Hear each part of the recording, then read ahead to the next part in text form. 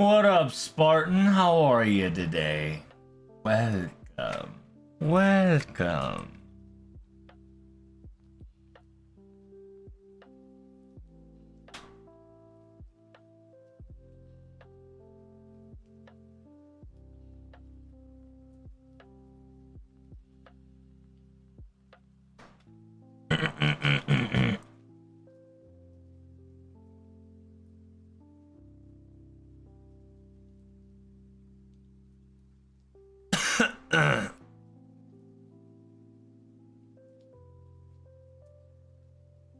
Just to be a precaution, I am gonna do that.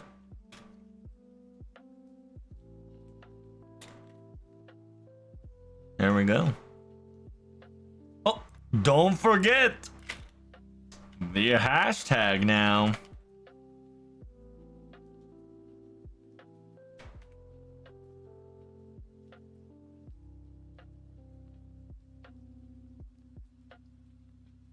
Do I not get no more mash?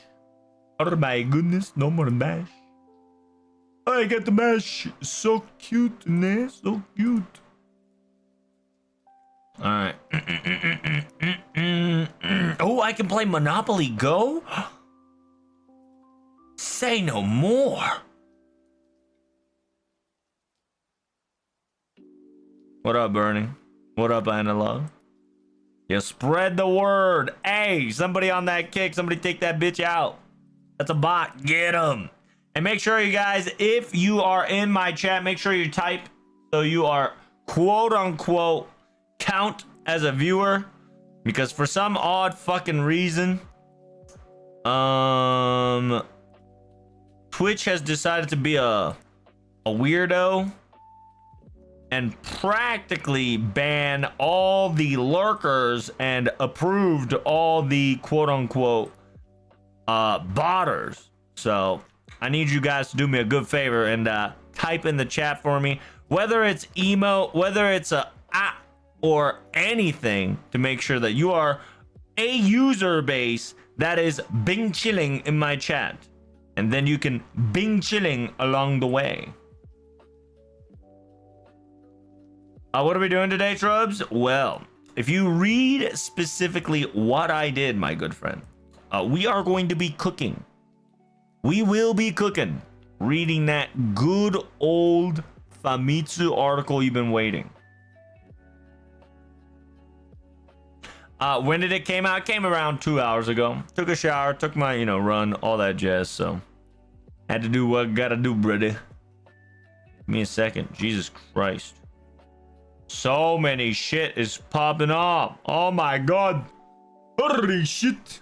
Shin Sekai no Tobira ga hiraku.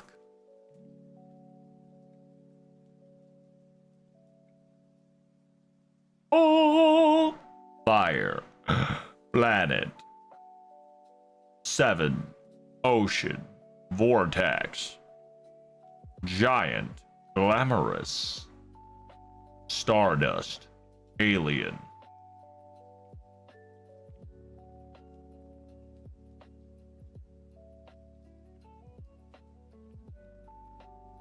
Ba-bum bum ba-bum. Ba-bum bum ba-bum. It's the ultimate Planet Orgamari. You truly don't know, chat. What are you doing today? We are going to be reading, my good friend. Reading, my good son. Reading. Oh, fuck. Until August 14th. I'm gonna do it. I'm gonna fucking do it. Oh, it's 600 yen too. God damn, but. God damn, but. Hey. Hey. Hey. Hey. Use all charges, please. How you doing, Nana? What up, Jay? How are you? I'm hungry. I'm hungry. I'm angry. My body is not ready. But my body is ready. So we're going to do something a little different, okay? We're going to do something a little different. What we are going to do, by the way, we are going to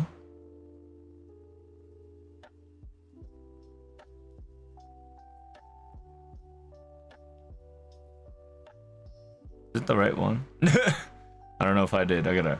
We're going to watch our quick VOD, and I'm gonna eat, and then we're gonna go straight to translation. You already know. Oh, nice! I get a little text. Oh, Chad, I get a little text. It's so cute.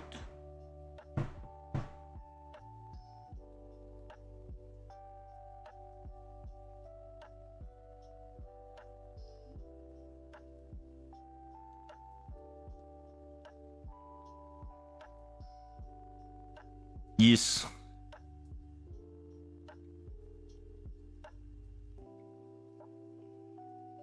Yes. Ooh.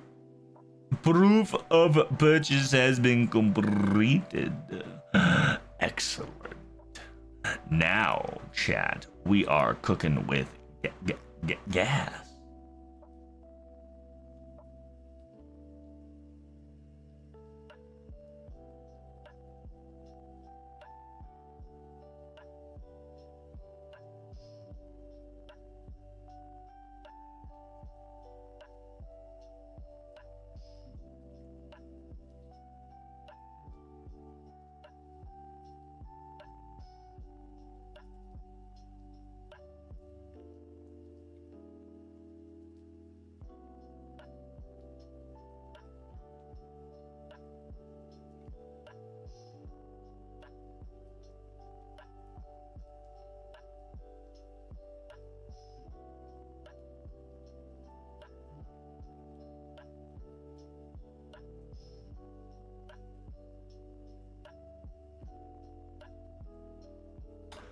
What the Sigma? What the Sigma yeast? Sigma yeast? Sigma?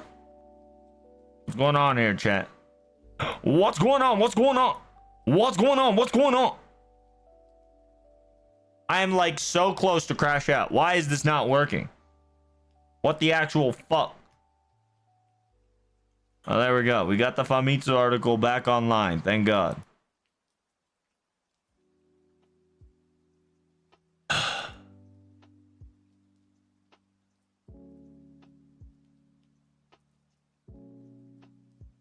Why is it taking so long? By the way, just don't understand. I'm getting triggered. It's taking 5 million years, brother. I'm gonna crash out. I swear to you, I'm gonna crash out. I'm gonna crash out right meow. I'm gonna do it right meow. You ready for this, chat? You ready for the crash out of the century? I'm about to go ham. I'm about to go in. I'm about to go bananas.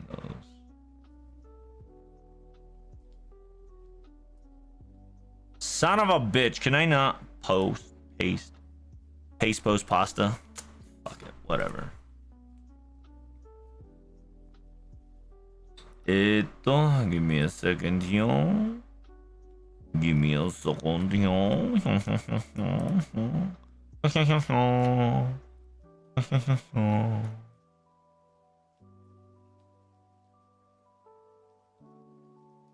My tummy is rumbly. I am very hungry hippo man. Very hungry hippo man. That is correct.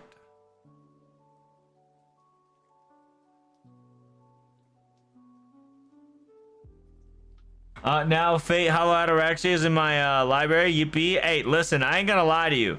27 bucks for Hollow Ataraxia. Pretty good, in my honest opinion. Okay?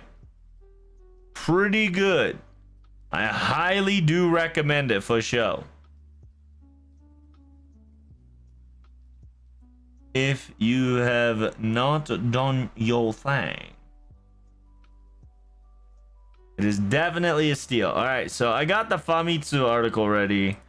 I need a quick YouTube VOD to just, you know, fucking. What are you gonna watch? Just any YouTube VOD. Like I said, I need something running so I can eat my food. While I got food running, I'll play some VODs. And we will enjoy ourselves.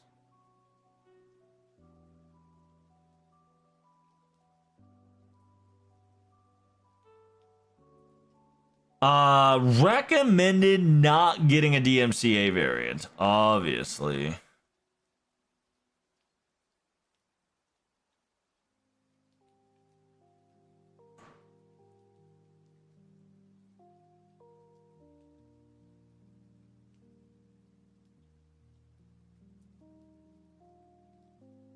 Oh, I don't know what to watch though.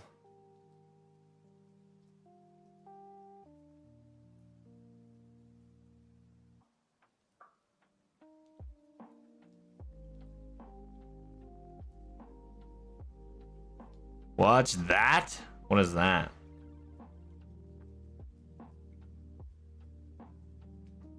Sure. Sounds great. It'll be a perfect meal piece. How you doing, Digital Warrior? Hopefully we're still getting some info on the specificality on Spring 2026 Fate Extra record. We can get on that too. By the way, chat, we're going to be we're gonna be recording things. So we're gonna be prioritizing a couple of next level shit. So what I'm about to do in recording session is next level shit. Then we're gonna discuss the entire article. It's A, for video's sake, B, so I can just upload this shit right after when I'm done streaming, and C, you know how it is. It says play this video. We can definitely do that. Let me put some pants on. Let me turn off the fan. Cause I don't know if you guys can hear the fan in the background, but that shit is louder. Trubs, did you find the article? Yeah, if you don't know, here it is, chat. If you don't know, I got the article ready. Other than that, we're gonna watch this video here. Hey guys, I can't pause the fucking background music. What's going on here? There we go. Alright, let's watch this real quick. Eat some food. What is this? It's just some strengthening quest. This is not my OST. What's going on here? Hey, am I gonna get DMCA? Oh no! As I already categorized them, pretty strong buffs. In at least Medea's case, she was definitely a unit that desperately needed it. Muramasa himself, I think there's a little bit more of a debate as to his like kit being really good already, and his ability to loop with Black Grail, and his damage output being pretty stellar already to begin with as well there. But the devs wanted to give him a little bit more damage, and so they did. So now we've ended up in day 2, and we have some pretty interesting buffs here, as we have a buff to Ishtar and a buff to Robin Hood. So two very prolific archers already. I think the idea of these buffs maybe being to units that need them the most is probably out the window now as of day 2. So instead what we see is arguably the game's second strongest AoE archer, and pretty much definitely the game's strongest 3-star single target archer getting buffs. And that's kind of odd, but I can definitely think of ways to contextualize it and categorize it. So I don't think it's like that absurd that either of these two get a buff. We're going to talk to you guys a little bit about it and kind of what the buff does. We'll try to keep this a pretty short video though otherwise. So targets a buff to explain Robin. Fate Extra. Pretty easy. Good shit though. Who might that be? I don't know. That guy might be like Kadrov or something. I heard he does YouTube videos. Pretty cool guy. Pretty bing chillin'. Naturally, the Sky system, this was a skill that you could pop on all turns, though unfortunately due to the delayed nature of the skill, you could not get the impact of the third pop due to the fact that it would happen on the 4th turn instead if you're in a 3-turn environment. So this is an interesting one because they come back in here, and again, this just starts out as an increase for the attack after he's behind 1 turn. The Trubs PNG. Just already a strong skill. You're right. And it's something that we could pop on and get the activation for. He is sitting in where I am. Why is he sitting in where I am? Come on, bro. Another way that we could categorize this is I can't see it. Here, can you see it now? Recently come out on JP, and she has another very similar effect on her stuff. So this is going to be anyone. Sorry, increase her own attack still, but it's going to. It could be me. To lock in her own deck for 1 time, 1 turn. Give me a second. I gotta finish my spaghetti. So it's not the turn that you like depress this on. You don't get this that turn, because if you did, the insanity of this and why they probably didn't allow this, because this is my first reaction to the buff before I realized it was delayed, was that she would have locked out her cards and gotten all 5 of her cards 3 turns in a row. And I think the devs looked at that and they went like, no, that's too strong. Let's not do that. However, I think putting it on a 3-turn skill is too strong. So a little bit, like, if you're an Ishtar fan, this is an amazing buff for you. Is I guess the way. Amazing buff. If you're not, you're probably going like, what the heck is this buff, devs? This is, she can lock her cards in almost every single turn, and she can kind of keep doing it due to the low cooldown. So this is an absurdly powerful skill. Wow! It's wild that they've managed to do this. Now, you can see it does have the cannot activate if only one party servant is left on the field effect, but let's be honest, that doesn't matter because then she would only get her cards. And this also now has the additional effect of increasing her own buff success rate. What? No way! Why does it matter? So it's on the turn you press the skill and the following turn. And that is significant because Ishtar's second skill, everybody knows it for the fact that it's a 50% charge, but a lot of people forget about the fact that it has an 80% chance of having invuln, pierce, and invulnerability. Oh my god, is that gonna be guaranteed? So this Nani? guarantees this effect to occur. No way! Survivability just actually guaranteeable. Do you believe in Matahari buff tomorrow? Sure! Why not? Ishtar, She got an animation update, might as well buff her. Because not only is Ishtar already just strong as an AoE archer, but now you've just literally given her even more firepower as a single target, as well as making the survivability far more consistent here. So I look at this and I go like, wow, this is just such a strong buff. I'm sure people are really, really happy for it. I think if I'm going to complain about one thing here, it's that I think a lot of people would have maybe liked to have seen Jesus! The delay effect removed.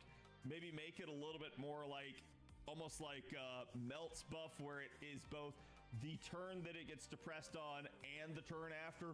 Or who knows, just make it instead of a delay, it gets upgraded and now it just occurs on the turn that you use it.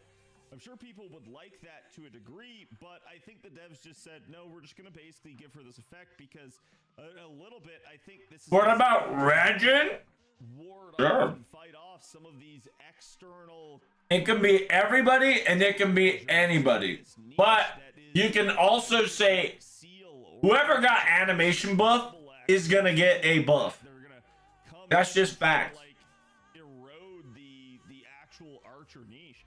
And to that degree, does this do that? Yeah, it does. This absolutely helps Ishtar. I think the question mark for a lot of people is, why did you do this to an AoE and not a single target? Like, the single target archers are just dead in the water at this point for the SSR variety and higher. Not in the sense that they're unusable, but just in the sense that damage-wise, they are completely outclassed by just about everybody. And now, you already had Gil power creeping them to an extent here. Now you definitely have Ishtar power creeping them. So they're even getting power crept at this point, not just by external units, but also now by the AoEs in their own. Hey, is Demia not the strongest single target archer to date? Did they change that shit? Here to know more about the Ishtar buff, so let's talk about that. Now, on screen, you guys should be able to see numbers. What the hell? Did the math. We sat down basically. I had one of my buddies run through this because he loves to model the carding. You guys can see the proof of concept here. It may be a little bit small on your screen, so hopefully Okayist makes it nice and big for everybody. But you can see it is a lot of data here, but the understanding of this is that Seal's carding power has quite a bit of capability in the end, depending on the level of her, depending on the cards that you choose, and depending on the actual like RNG of the damage roll on each card. Because again, you do have the plus and minus 10% damage variance on just about everything that you do. So naturally, there's a lot of firepower there, but to explain this stuff in context, this is a little bit of neutral number. So now on screen, we're showing you guys the Ishtar numbers. And just for comparative sake here, down at the bottom, you guys can see again those average carding numbers. And you can see they're pretty comparable to someone. Hey, didn't have to say. Somebody must have copied pasta. Somebody must have copied pasta, because I can't read shit. They all look the same. Seal, it's gonna be 748k, and you're like, oh well, Seal still does more CAD. True, but this is neutral numbers, and against a Saber, neither of these two are neutral. Ishtar has a 2 times modifier, and Seal has a 1.5 times modifier. So in the end, Ishtar actually will do more, but this is definitely pretty darn close. And let's be honest, the fact that Ishtar can do more single target damage. That spaghetti was not enough. Is kind of disgusting now. So let me know what you guys think about this buff. I'll be curious to hear you guys' thoughts.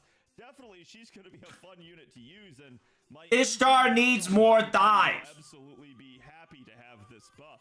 But There, we'll comment on his video. He needs to know. It's true. Constructive criticism. In the comments. Now, next up here, we Ishtar needs more thighs. Robin Hood is another interesting one on his own. He's long been held as I'm hungry! the What the hell? damage dealer Like hungry hippo. of the low star variety. And he's been good at that. He always has been. He's been very consistent. The only issue is, could he land his poison? And so it was what it was.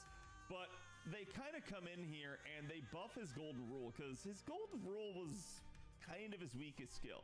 He basically had the two hit arts cards. His MP gain rate wasn't bad, but he didn't have any charge. He didn't really have that consistency. So unless you got the cards, you probably weren't getting him back to an NP, especially because his NP is a single hit NP.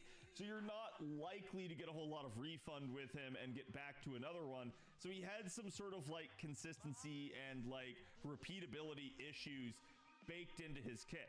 Golden Rule was meant to help that, but it only helps assuming you get the RNG in your favor. Now they've come in and they've said, hey, you know what? Have 30% charge. So since he is a low star and you can easily unlock all of his appends, I hope, that means that you can have a maxed out mana loading potentially on him too, which means Robin Hood, instead of starting from like a 20% starting point or something like that, can get 50% now under his own power. This is a lot better scenario. This will improve his consistency and it really will help. On top of that, they just straight up give him a 20% arts up. This is also nice because this is going to end up giving him... What the hell? They didn't give him guaranteed poison? This some dog shit. But also just more damage on him. Damn, more damage do be lit though. Richer, I guess, which is kind of ironic given who we're talking about. But in this regard, Robin Hood, who is already a very good 3-star, separates more from the pack and begins to kind of just pull ahead a little bit due to this. It's a really, really nice buff. So on screen, you guys can actually see Robin's before and after damage here. These are all neutral numbers, so feel free to double it, assuming you're using him effectively. But you guys can see... Damn! 60k is pretty lit. You have his normal neutral damage at NP5 being at about 25k. If he had the poison niche, that's his super effective niche, it doubles to 50k. That's insane. Now, this number is 30k after this buff for normal damage and 60k for poison damage. So we get about like a 10k bump up because for the majority of the time, we're just going to kind of assume Robin has his poison landing. Unless the unit is debuff immune or resists it, he's going to land that sucker, and he's going to do a ton of damage, and this helps him out. In fact, this does kind of continue his sort of power creep of some of the higher rarity units. The thing that always has held Robin back is Robin has a tough time doing it over and over. Apparently buff for extra are funny ones. Are they? Robin is going to be Like Robin Hood? Useful low star unit now for multiple reasons. Not the least of which is the fact that he has charge to get to that NP in the first place. So let me know what you guys think about Robin's buff and if you guys can see yourselves using him. And which one of these two buffs do you think is better? But I think I know the answer to that. Also, do you think, you know, in the grand scheme of things that these buffs are good, or do you think that they're maybe like kind of should have gone to somebody else, or maybe spit that shit out, God. Say it! Say it! They didn't deserve it! Section below. Don't forget to like and subscribe if you guys enjoy the buff analysis, and I will see you guys tomorrow for the next one. That's what I say! He's stealing my fucking shit!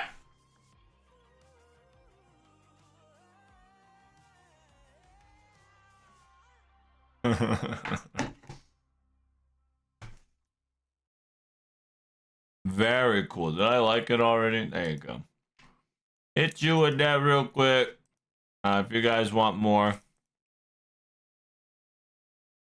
Baba Booey, there's the link. What is this? What is all this shit? Yeah, Pecora actually talks about oh yeah, she watches like all 57 Excalibur shenanigans. I gotta get more of that song. Alright, I'm done. I guess it's time for me to read. Alright, let me get a quick glancey. What do we got?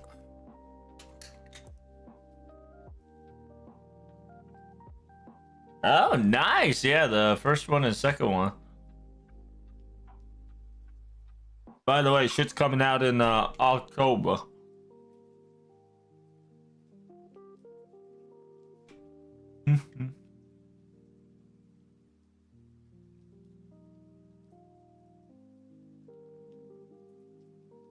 Damn, I might. Damn. Depending on the time and the day, I might actually. Cat in the Magical Dress. Damn, Momotaro Denki is like, it's insane. It's still popping off. Altair is a 2DX. Altair, there's a Ryza and Atelier. And Ryza, Atelier. By the way, there's like, it's like sun and moon and shit. And then there's Atelier. 1, 2, 3. Gladius. Slam Thunder 2. The Mafia Old Country. No. No. If some authors or game devs takes a random break, we know it's gonna be Dragon Quest. True. Oh my god, there's a shotgun in the lemonade. What? No way. Oh, I can't read that. It's a free horror game. Comes to Nintendo Switch.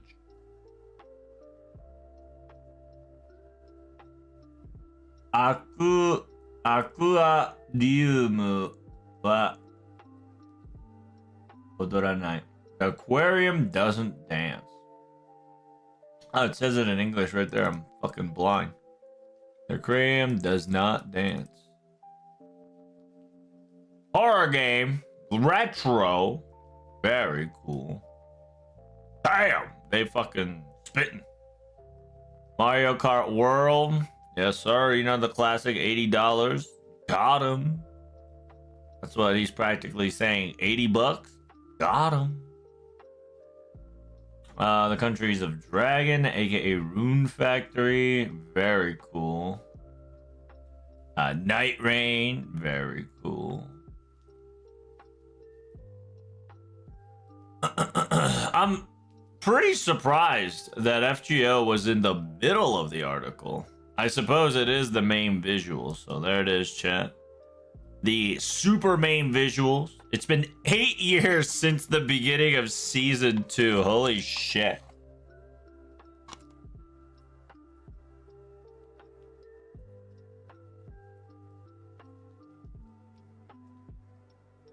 I'm so glad they're bringing this back.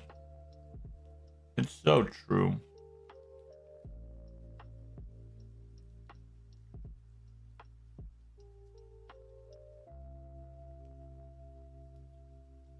Uchachi's blade.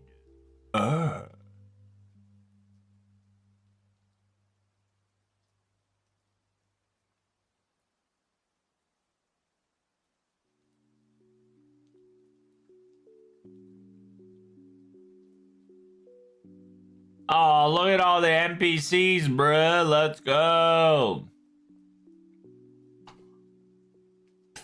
Oh shit, they fucking actually put him out already.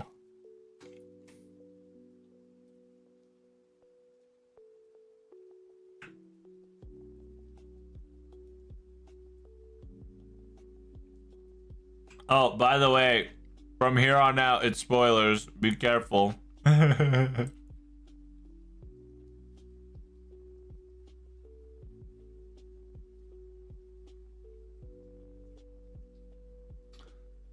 So you got Mr. 2 interview.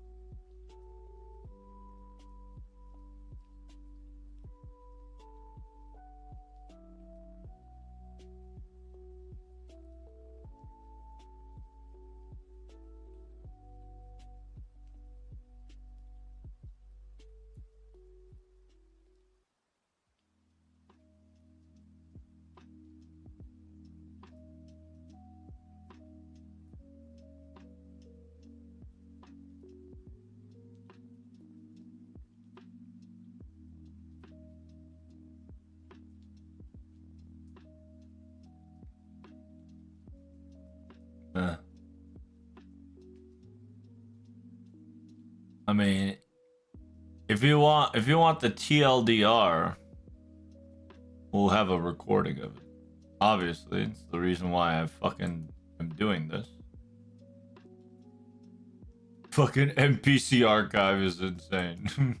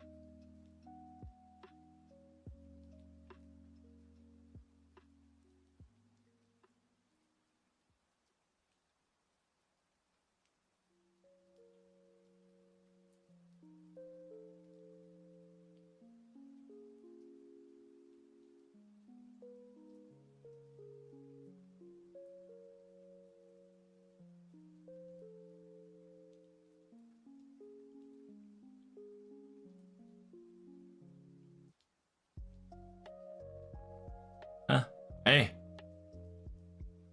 TLDR, just start bitching on social media at Nasu.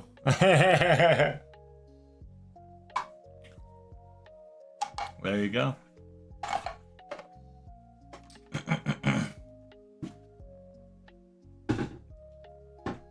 Looking at Nasu slash FGO and say don't end it, and you might just get a 12th year. I believe that is what I'm going to be talking about.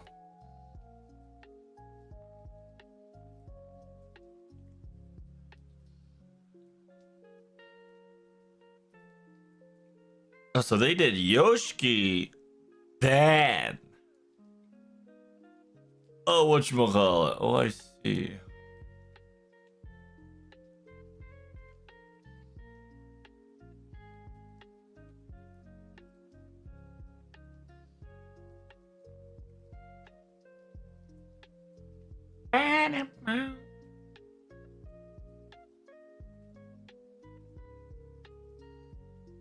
Really? There's a lot more. Should be halfway through, yeah? Yeah, okay.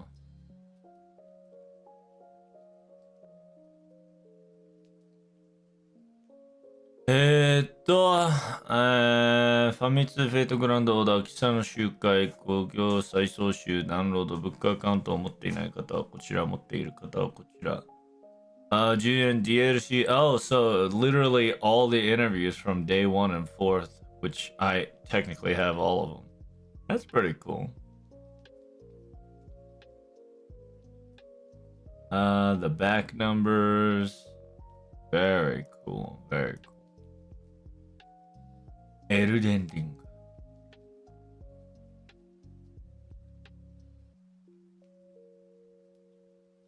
Oh, that's not too shabby. What is this? Every so often, whatchamacallit, you got a cutie patootie getting their minor photo collage. What are you doing, Chuz? I'm just reading the entire thing through. That's it. What? I feel like that's a lot shorter of a Famitsu article than I anticipated. I guess they did concentrate on FGO a lot, so understandable.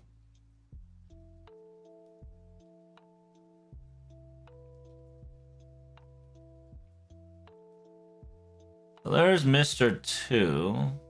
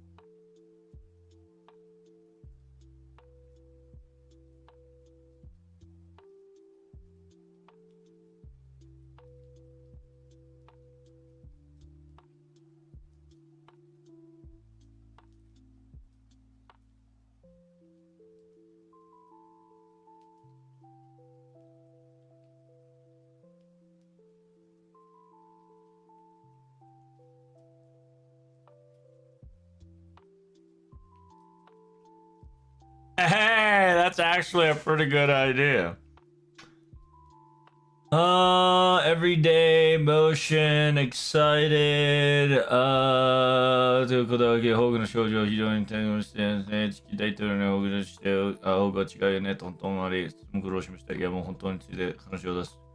感情深い。そのためにここまで来たとナッサンも言ってましたし。そうですね。と言いつつ、実はもう少しの後で登場する予定だったのですが、ユーザーさんの気持ちを考えると、そうしを迎えるまで応援も一回、なんならグランドサーバントにして、ダイブの最後まで行ってほしい。そう思う。ことは、前倒しになった分、10周年のサーバントがいるということですか。はい、そうなりますね。もう作り始め。Okay, so there's the confirmation one there. やはり総称の先までやってる、までやるのですね。やります。もちろん、リブン正直に11勝までやれて動いています。年が終わったら、あともう一すら、トンチキの時空が続く。どうですかね。もちろん知ってはいますが、まだ秘密。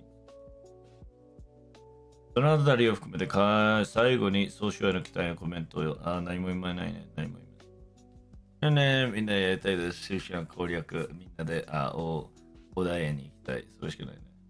お台場へに行きたい。これしかないですね。それでは、そのみんなで何を意味込まれてでしょう。理由は言えません。最初に絶対記憶に。なので、どうかスタートダッシュに。そう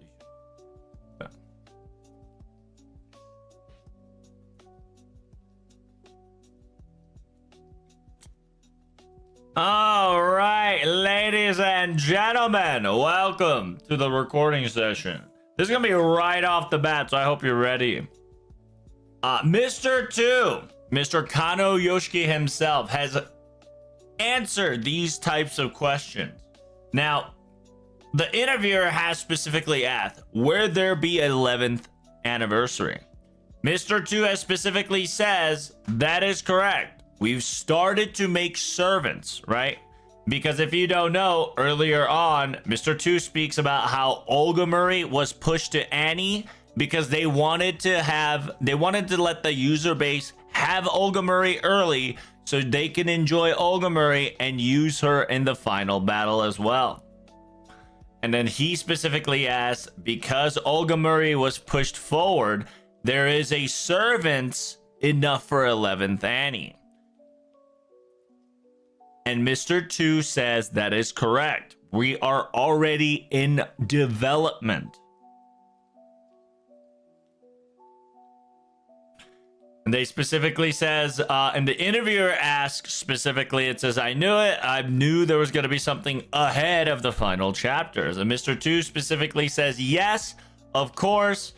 We wanted to finish season 2, aka part 2, but we are moving with Annie 11 in mind, or at least the 11th year rotation in mind. It says once the 11th year has come, we're going to have another next level funny little events and funny little quote unquote blank dates, right? Like kukan, tonchiki no kukan. Like it means that like shenanigans, right? Once final chapter is over, we can do some shenanigans. Mr. 2 has not answered specifically, says he knows the answer, but we are keeping this a secret. So therefore, he knows the answer to what happens after the final chapter, but he is currently keeping it quite the secret.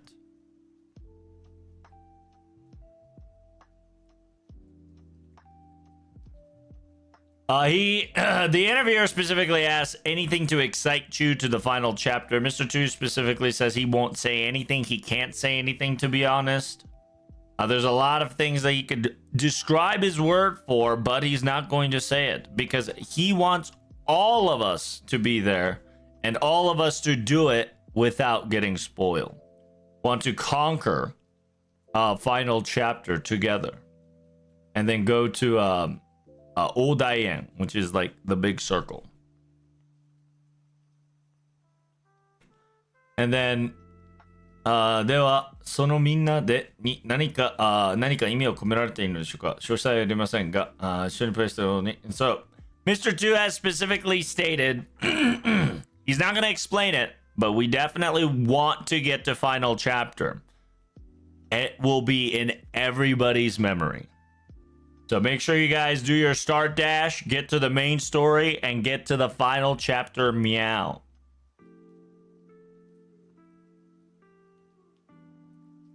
They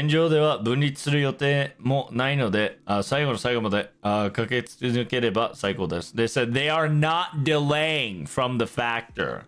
They've prepared things for December 20th. They are ready for the final chapter. Okay?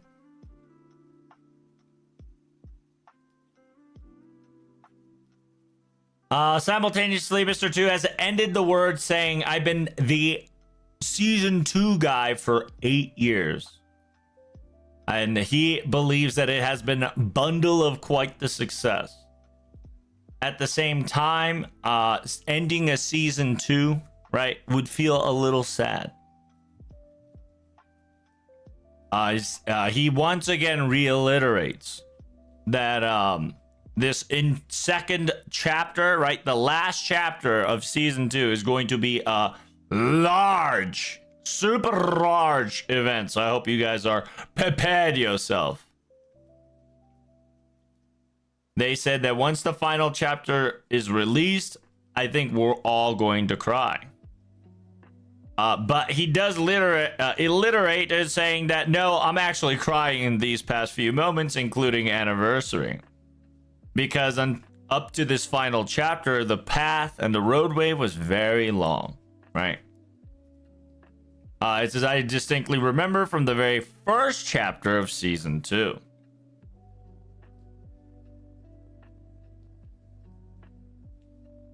Specifically stating that in 2017, when he got the quote-unquote release checked and started the season 2, it says, I knew from the bottom of my heart a large Omega scale story was in production. And says, I know for a fact that once we get to the final chapter, we'll definitely have a special feeling in our heart as well. I'm pretty sure that I'll be very upfront and strong once the final chapter gets released. But once I get home and when I play FGO, I'll probably be crying in the corner when I am the user once more. So that is the final words of Mr. 2. If you want more official and direct translation, make sure you hit that like, comment, and subscribe. This is just a TLDR. Mr. 2 is excited. He says, make sure you come on in. There is an 11th year. Get your butts ready. There is going to be 11th year. And Olga Murray was front forward because he wanted the fans to enjoy her as well early and go to the final chapter with them. So, hope you guys enjoyed a quick translation. I'll see you in the other video when I'm detailed translationing. Peace. I just hope there's a part 3 of the story. If there is, they're not. They'll probably just give it a wait a year.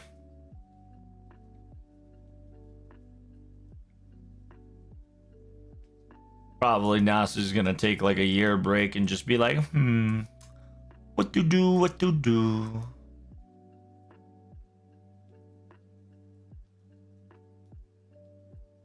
第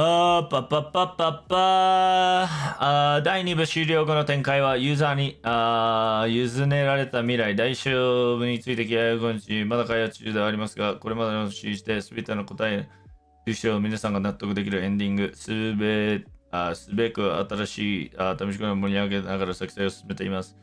過去最大のプレッシャーを感じますが、これを乗り越えれば安心してエルデリングナイトレインをプレイできるはず。頑張るしかないのだ。FGO はメインストーリーに終わることがあることを最初から判明していきましたよね。これはプレイヤーさんの皆さんがゲームクリアという目的に向かって遊んでくださることを前提にしてたからです。この信念は自分たちにしかできないものという開発陣でも今状況でも保ちてました。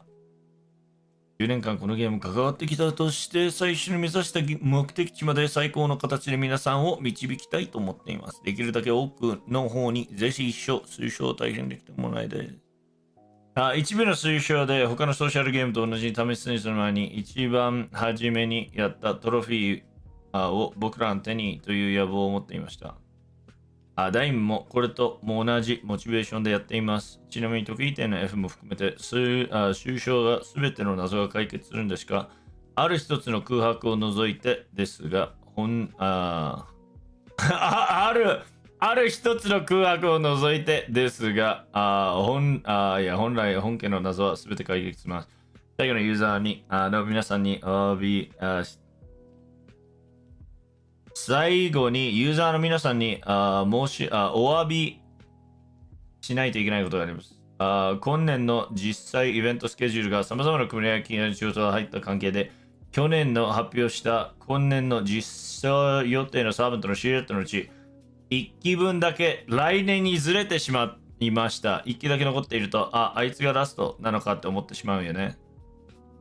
シルエットで最後に残った息は実装は来年になるということだけで覚えていてくれば思います。来年もあるじゃねえかというツッコミをいただきましたが、要するに11までピックアップするキャラクターがいるんですよ。そして召喚したら、彼にはバレンタインは絶対実装する。どんな形であれ、バレンタインデーは必ず確認する。yeah, so we have up to Valentine guarantee. その先はわからないけど。わからないと。バレンタインはやるけど、どんな形にするかはまだ闇の中やるとしても、その偽装をどうするか、各キャラのボイス付きエピソードは必ず作るのですが、もし調子が終わって落ち着いたらしばらくお休みをもらいたい。そんなことしたら、10年間皆さん支えてもらったので、もうこれは自分たちのものではありません。はい、終わり。じゃあね、とはいきませんね。アフターケアも必要でしょうし、このゲームはどう終わるかもユーザーの手に委ねたいと思っています。ユーザーの手に委ねるとは、ここで終わるなって許さないぞとか、もっと続けてほしいという声があったら無視できません。スタッフの方も続けたいのであれば、タイプムーンの一度でやめるとは言えないですね。それでもさすがに一段階落ち着くのは間違いないと思う。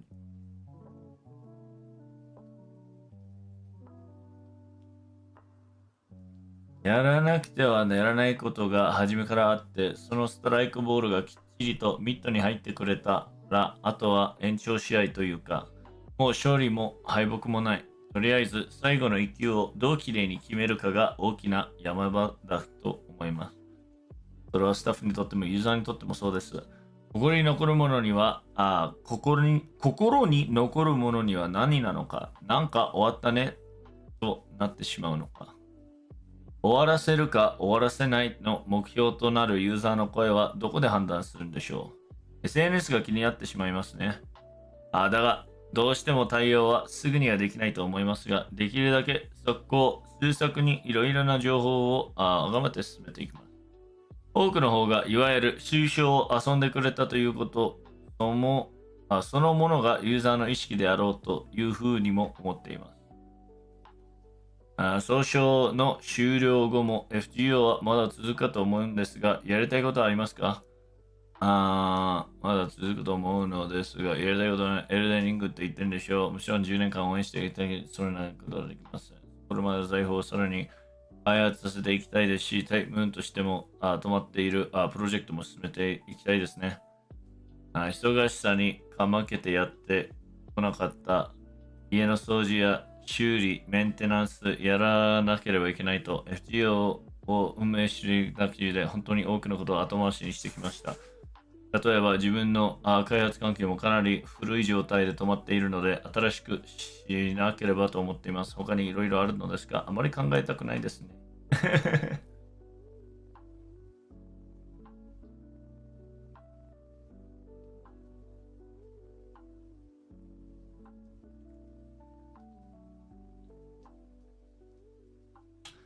I think Cad's not gonna like the answer. I'm very satisfied with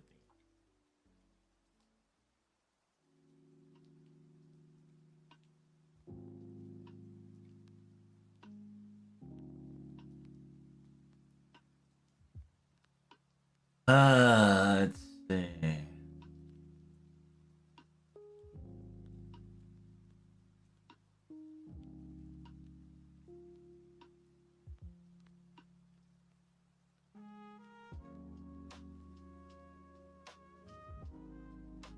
Welcome to the TLDR Nasu Takeuchi thoughts on the end of the final chapter season 2. So, as you all know, we are in a currently Famitsu article. Mr. 2's article is on a different video, so make sure you click on that one. The interviewer specifically asked that now that everything is happening, any thoughts on final chapter? He wants the ending to be very good. He wants to make sure that the ending is awesome so he can play Elden Ring Night Rain. Takeuchi also mentions that FGO's main story always had an ending from the very beginning, so that he's very excited to showcase the amazing game, to at least have a quote-unquote story ending for the 10 years that they've been playing. Simultaneously saying that, remember, season 1, it's going to be hype, if not even more amazing than season 1 final chapter. And then the interviewer asked, will everything solve, including including final chapter? And then Nasu specifically says, besides this blank, right? Kuhaku, right? Besides a certain blank, it would solve the main story's mystery altogether. So Nasu specifically says there's something out there, okay?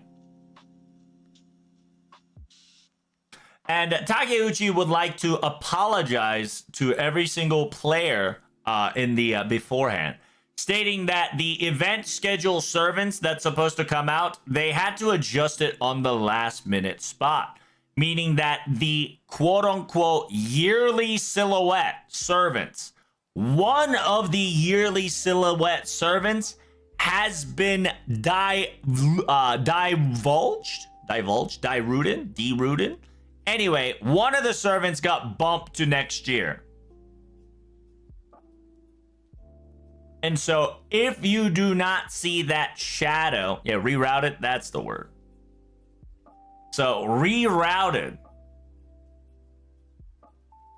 So if you guys did not see a servant within 2025, understand that quote unquote servant got bumped into 2016 due to Olga's slide in. And Nasu specifically says, understand that we have servants all the way up to at least November / next year now. He says, now that there is a servants to pick up, there is going to be a Valentine event for all of them. He has specifically stated that please be assured that no matter what shape it may be, it is guaranteed that this game will continue to Valentine's. No problem.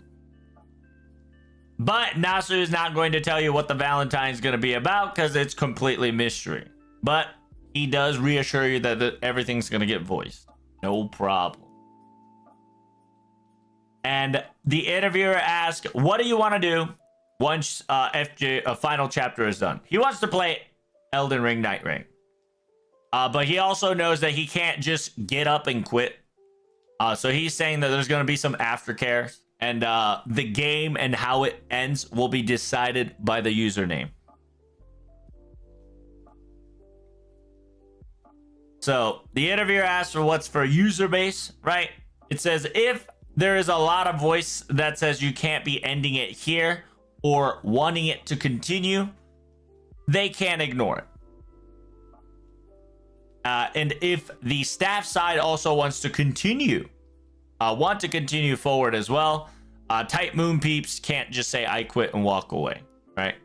But Takeuchi specifically says that, but everything's going to be at least a bit calmer than usual, right? Because everything's going to be, at least to a comfortable level because a final chapter is done. And then Nasu goes, I want to throw this last ball into a beautiful strike. And then after that strike is done, it's after time, right? It's overtime. And then the interviewer asks, he says, by ending or not ending, where does that particularly decide? And then Nasu specifically says SNS, which is social media site. It says, however, we will not be able to instantaneously solve it. So please do give us time when the certain situation occurs, right? Takeuchi also stated that it will probably determine on how many players play Final Chapter on December 22nd. They are going to practically utilize the Final Chapter's amount of player count is going to determine the probably the additional continuation of FGO. I think that's definitely my interpretation from what Takeuchi says here. More will be told about it in a detailed version of the interview explanation, but that is my 2 cents on that one. Okay. It says, thank you so much for saying that FGO, right? Even after the final chapter, you're saying that it still continue. But what do you want to do? And Nasus incentivized that I want to do Night Rain. Listen, I sincerely appreciate 10 years, and we're not going to just throw it away on the, throw away on the wayside. It says we throw everything at FGO as much as we can, but we also have halted a lot of Type Moon project because of this. Indicates that a lot of the Type Moon has been halted due to trying to finish FGO. Takeuchi also stated that after FGO final chapters end, everything is going to be calm because after all, I need to clean the house and I need to clean my workspace because FGO was such a priority. They have neglected a lot of things to get it done. For an example, he has his develop operating table, arts room, his crafting room, his aka cookbook, right? The artist room or wherever he does his job. He's come to the conclusion that it is outdated. So he needs to be remodeled, aka he needs to add some more renew/updated IRL. But TLDR, he doesn't want to really think about it. So, TLDR, it's going to happen. 11th year is coming. Valentine Day is secured. You better be ready. It's not ending after the final chapters, ladies and gentlemen. And I hope you enjoy this quick translation. What are your thoughts about that? What do you think about Nasu and Takeuchi? What do they mean by that? And also, Rock, is this true? I'll see you in the next video. Peace.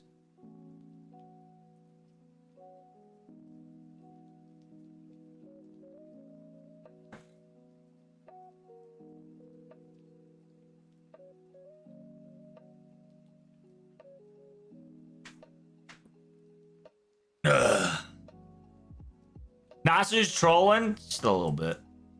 It is definitely whatchamacallit. It is definitely a it's kind of a breather, right? Because once the final chapter ends and then FGO story season 2 kind of concludes, besides a quote unquote, a certain blank that occurred, smile.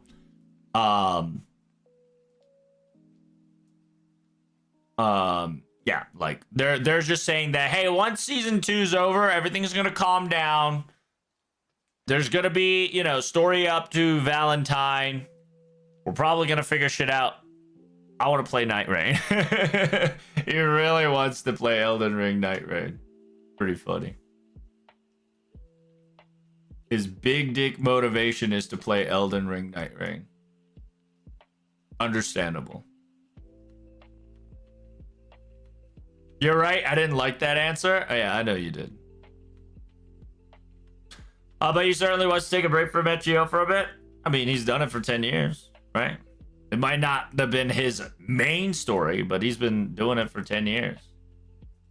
1 year in the back burner to do a Type Moon project might not be bad.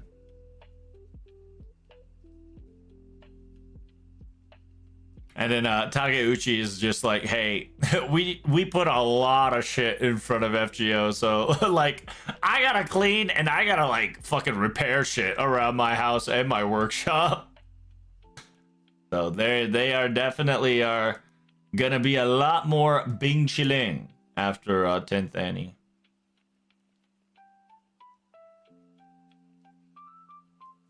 They probably have so much money that he could have someone take care of all his needs though. I doubt it, because I can almost tell you that from the sound of it, they are not getting a lot of money.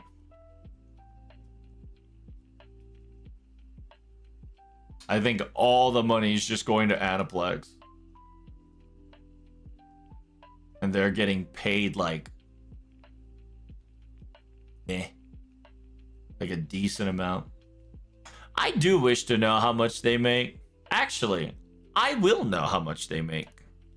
Well, actually, I won't know how much they make specifically because they are a Tight Moon employee, so they're kind of low-key. They're whatchamacallit, but I know how much La Single can make because they fucking puked out something today. Or yesterday, whichever it was. 16 hours ago. Open company once more. Where's the hiring? They are hiring. Day one new hires already open. They got your quote unquote Instagram La Single profile card recruit. Look, chat. I don't want to sign up for La Single. Oh, come on. Let me see the fucking picture. You stupid. Unbelievable. Whatever. La Single Fake Company, Sony Music Group, Stock Market, Aniplex 100%, Child Company, Game Software, Game Toys, Amusement Park, Entry Box, Internship / Career.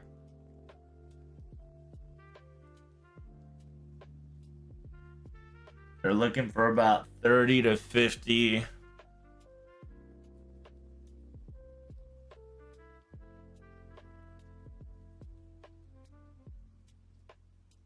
So they got the quote unquote entry sheet, and then the review, and then a thing. They're willing to pay up to $50 on travel.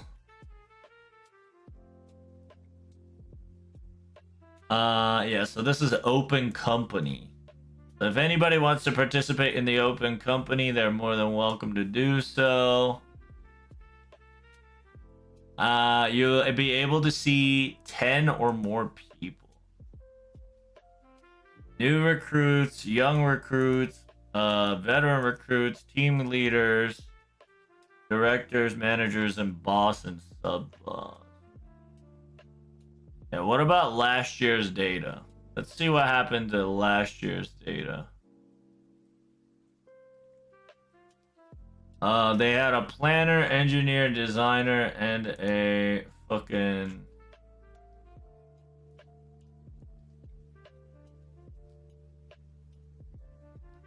This was during 8 million. The fuck?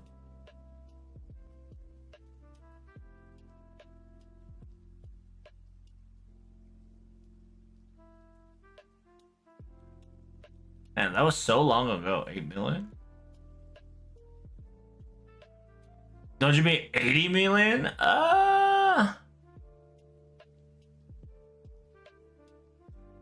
Hey, it is this 80 million. You're right. Yeah, because it's a world download, not a JP download. Damn, so there's 50 million in total. Somewhere out in the world.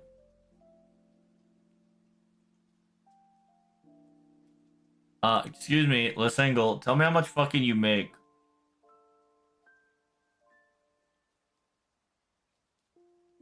Damn! Oh my god, look at that. They're fucking valued that much. Holy shit.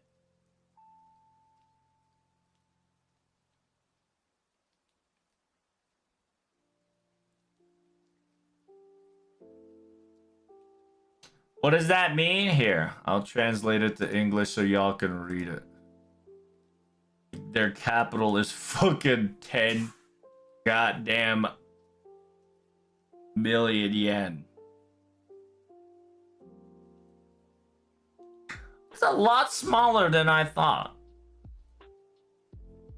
1、10、100、1000万、10万、100万、1000万。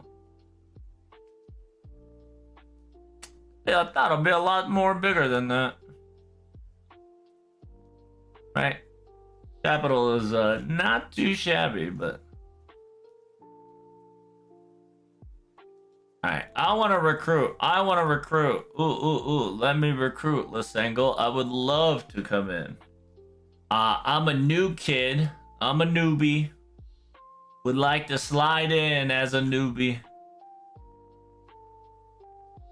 Oh no. What's good? Oh no.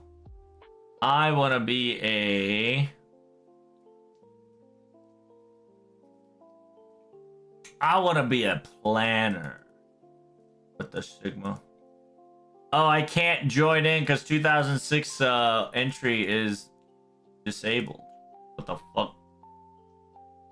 Anywho. Oh, there it is. So, like, quote unquote, this is your TLDR. 正社員3回労中、作業後、休憩1時間、フレックスタイム、コア11時から15時。時給大学院卒業は42290。週員、月間ですよ。Wow! That's, well...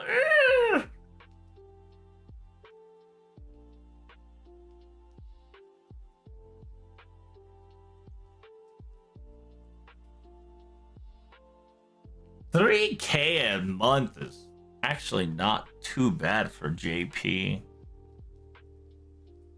Yeah, but you do have to finish college, though. College is $3K. If you did like a decent high school, it's about 2.8K.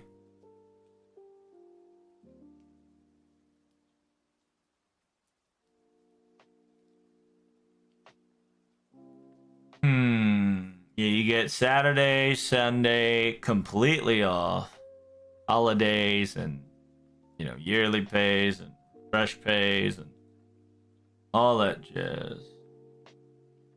Well, you get 50,000 yen, which is about $500 in travel expense.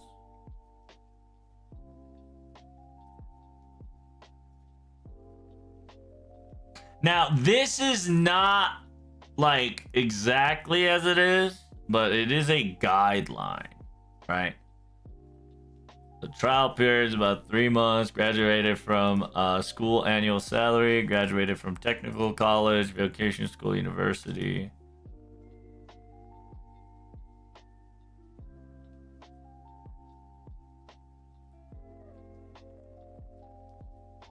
So, the translation got it backwards.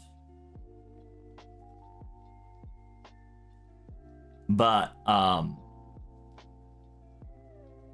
this one is college grad, and then this one is if you go to technical college, vocation school, or university.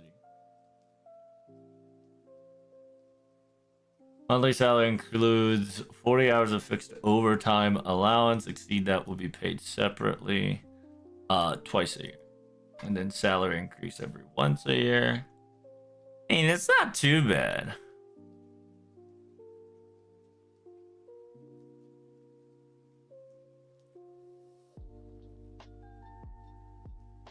Like less than 2K-ish. Yeah, I know. I'm just one-to-oneing it. If you want to be super precise like Nero, sure, right?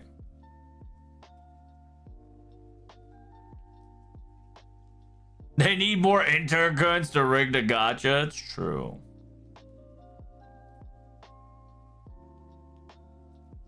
That's not that bad. But yeah, there's the Doki Doki recruitment action. I'm just sad that there's no Mr. 2 here. What the hell? What the hell, boy? Where's our legendary Mr. 2? What the Sigma?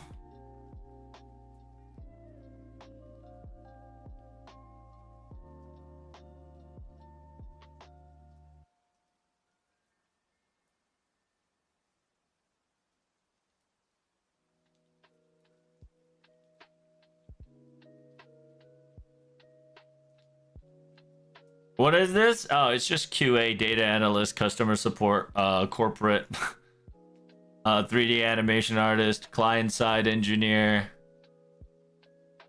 associate director, producer, creative dev, vision manager, Client-side engineer, game planner, server-side engineer, battle animation, pop-offs, and UI artist with a sub-general manager.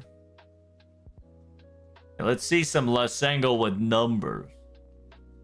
So this is with 2025 April. They got about 347 peeps. Average of 38 years old. So a lot of youngins. Actually, not a lot of youngins. From 30 and up is a lot. Huh.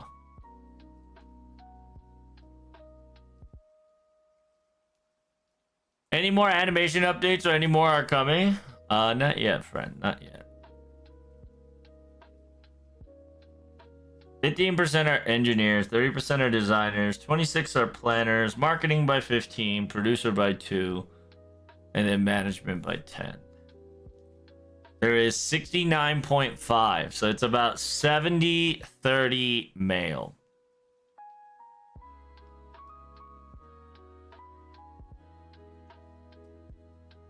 Damn! There is 71% remote work. What the fuck? Wait, I think that's a problem. 71% remote work is a bit of a problem, in my opinion. COVID's over, guys. What the fuck?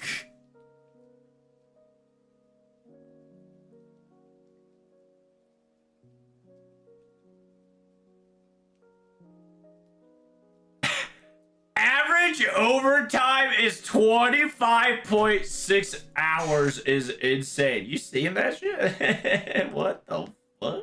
Oh, you can't see the picture. Oh, fuck.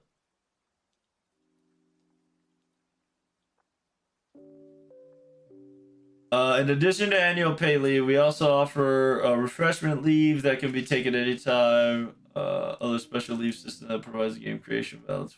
Like, oh, I can't translate the picture. I wanted you guys to see that. Fucking average overtime hour by 25.6 hours.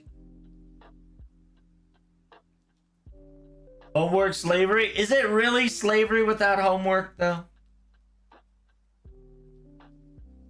It has been 4 months later, so maybe something changed.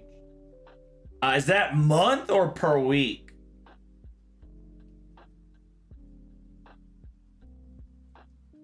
It's average overtime hour.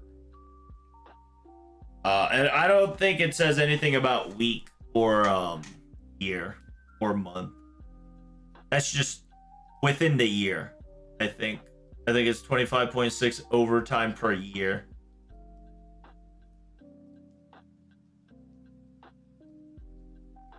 Or at least, when's the last time, when's the last time they did this shit? I think they do it like every 4 to 6 months. So I think assume average of 25.6 hour for like 6 months.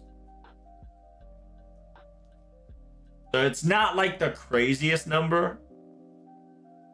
But it doesn't say, for what?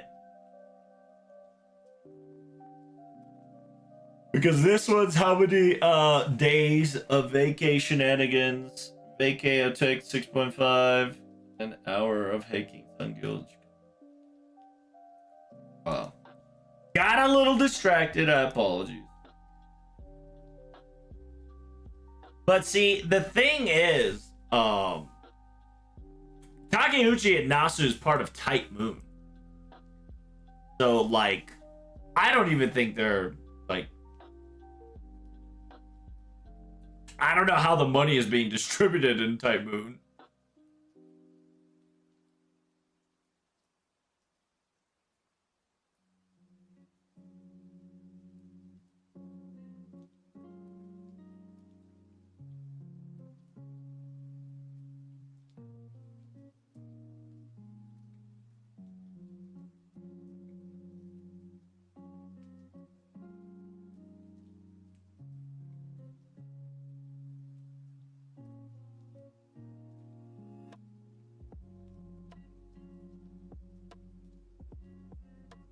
アダルティ。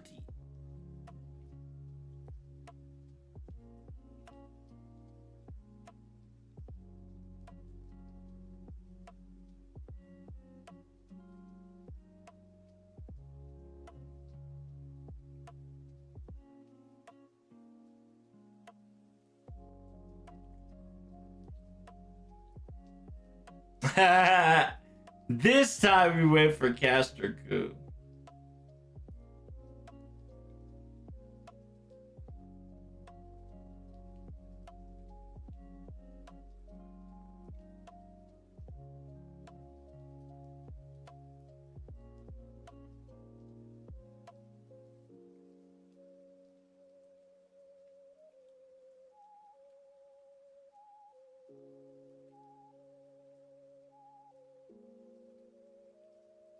今回の夏のイベントには FGO の公演尺の全てが詰まっていると言ってご縁がありません。Everything! 今回の夏のイベントには FGO 公演尺全て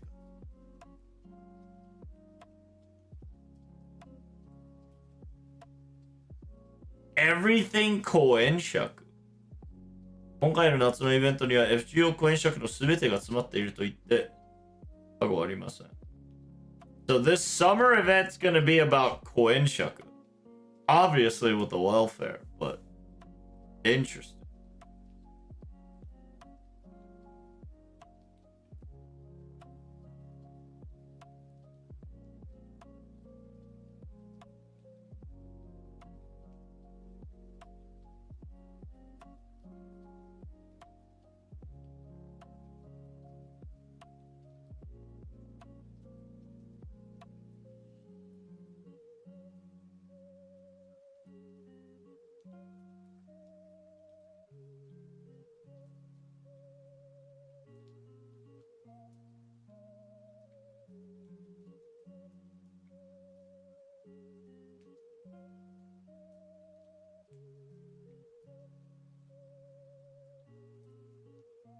If it's Koenshaku, maybe Ellie could appear. That could definitely happen because Pretender Ellie and Koenshaku does kind of have a hand in to an extent. So that could bring like a lot of Elizabeth's bullshit. But then what are we gonna do at October?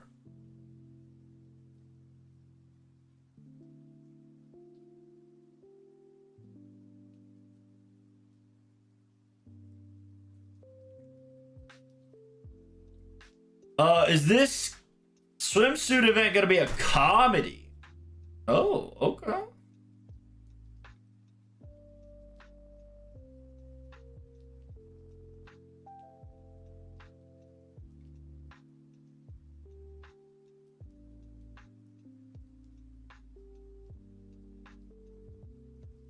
Hey, we got an original island, chat. We're going back to season 1 original island style. Oh shit. それオルガマリーナの登場してはちゃめちゃな展開になると最後でガラッと変わるといったサプライズありますか？いや、そうしようの前の話。It's gonna be a comedy-esque, quote unquote, independent, whatchamacallit, country or independent island. Yes.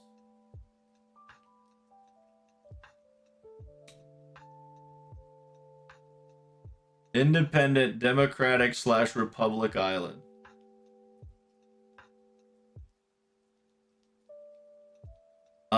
They said, yeah, this is before final chapter, so it's a simple story. The stage incident and the mastermind is a little different and a lot more comedic than usual. Especially this time, servants are out of their minds.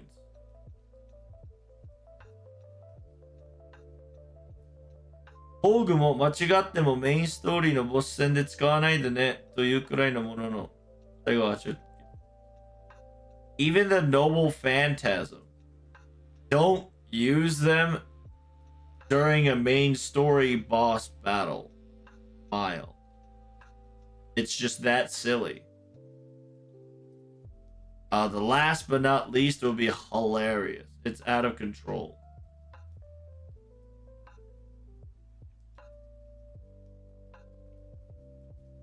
So they really didn't talk about anything but Koenshaku. Koenshaku is just kind of the main plot point of this summer. Oh, I wonder if Mr. 2 talks about summer a little bit. Let's start reading. Oh, true. We should start reading.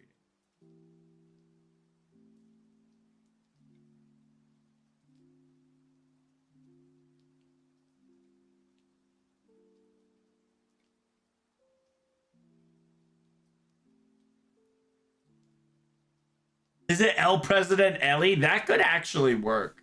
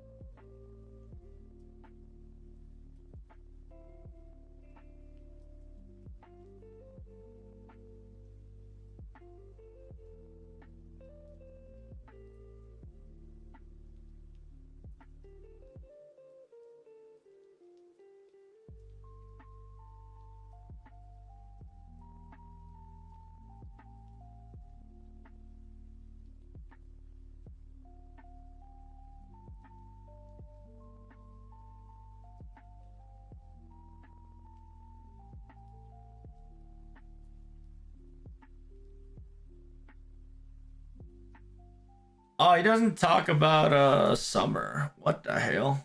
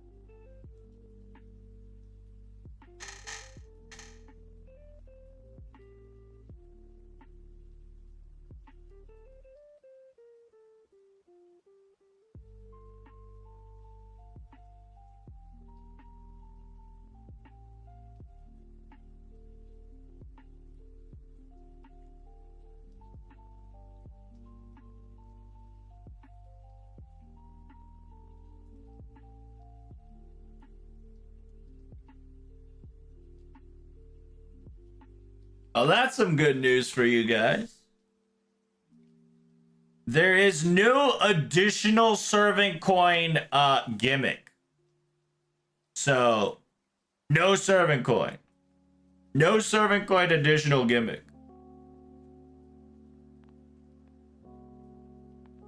So that means there's no servant coin update. Unfortunate.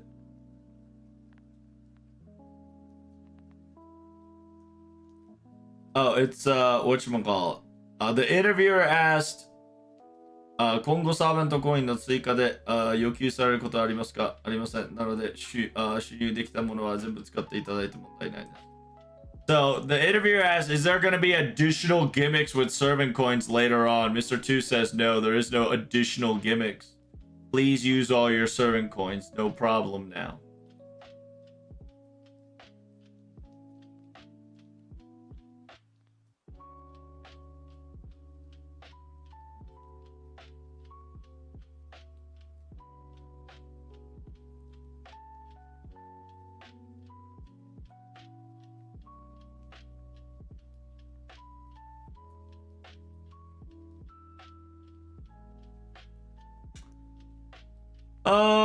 How far do we got? We got up till... Oof. That's about 30 minutes. All right, so here is the beginning of FGO Famitsu article with Kano Yoshiki, aka Mr. 2 interview. If you do not know, this is the 10th year and we're going to be interviewing and live translating. It's going to be section by section, so make sure you hit that like, comment, and subscribe. Here we go. So, the interviewer asks, FGO has finally reached its 10th Annie. Mr. 2 says that is correct. My goodness, it has been quite long. It says, if the staff members that we can say that were here till the very beginning, we had been together and hanging out for this project for about 10 years. I must say, I am already 50. It says, as an average worker, I probably have maybe 10 years left.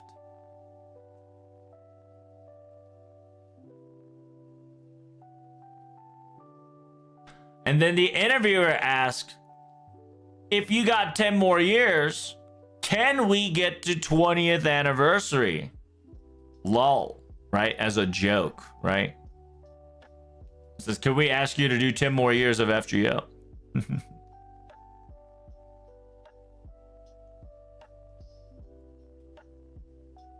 Mr. 2 laughs in response.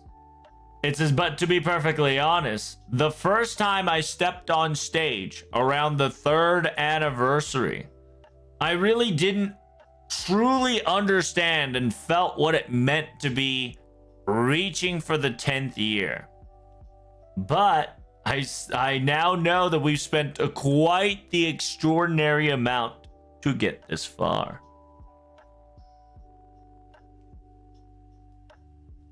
And then the interviewer specifically says, indeed, a long time has been passed.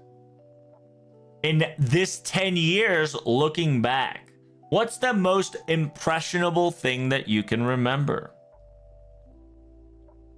Mr. 2 says, there's a lot. However, the one that I have embedded was definitely the timing of LB6. That singularity, aka lost belt, right? That timing was a growing method for the development side of things and operation side. We can even say that it is a chapter that practically created and opened up new doors and opportunities.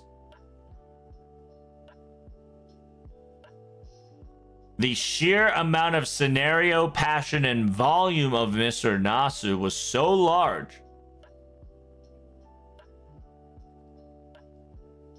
It says, when I jumped in on the project,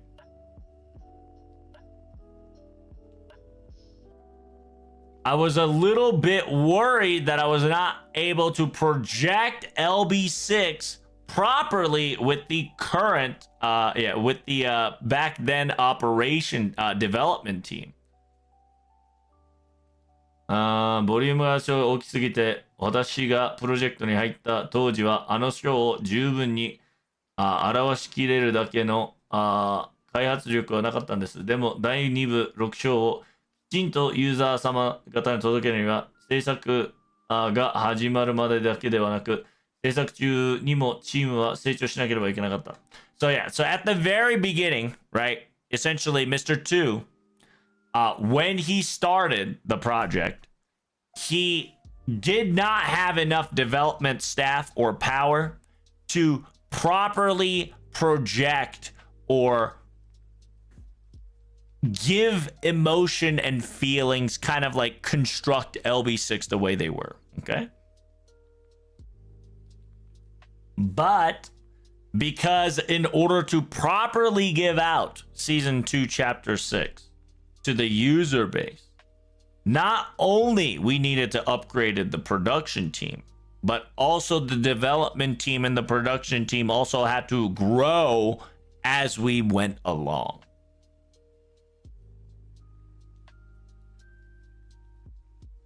And then the interviewer goes, oh, I see. In order to pull this off, everybody had to grow. And they had to, quote unquote, get better.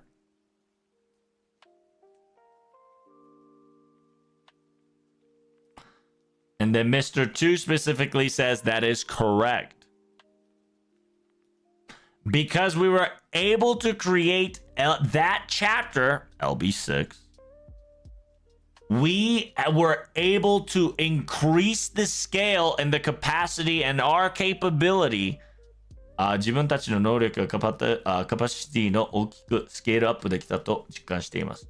So it says that chapter proved to us that we had the ability to have this scale enlarged, right? That's where they felt that they were able to notice that they've grew as a team. They felt as a dev team, production team. It's essentially, they felt finishing LB6 and the product of LB6 acknowledged that they were growing as a company, aka their development staff. FGO にとっても開発にとっても第2部をやっていく中で一番の起点になっているできたと思います。できたことだと思います。So it says, as an FGO and as a developer, I believe it was the origin point that we were able to do season 2 really well. It's kind of like a quote unquote show of proof of how amazing you can do as a team. And that's what Mr. 2 is saying, that practically LB2's scale, length, time, expression, storytelling, animation, music, etc. was practically the gigantic origin point of just saying, hey, Lasengle / dev team really did go above and beyond, and we're able to pull it off.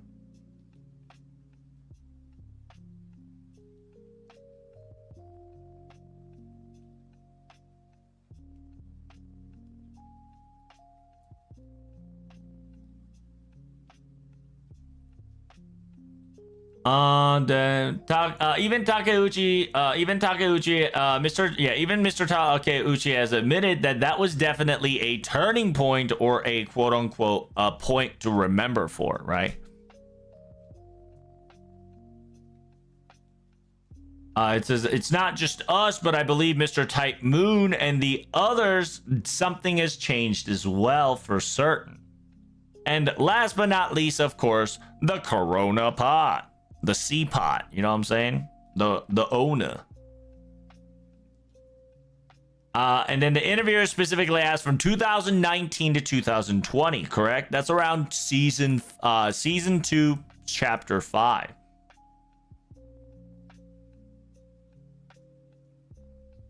Mr. 2 specifically says that is correct. If I remember correctly, that was right after we were able to release Olympus.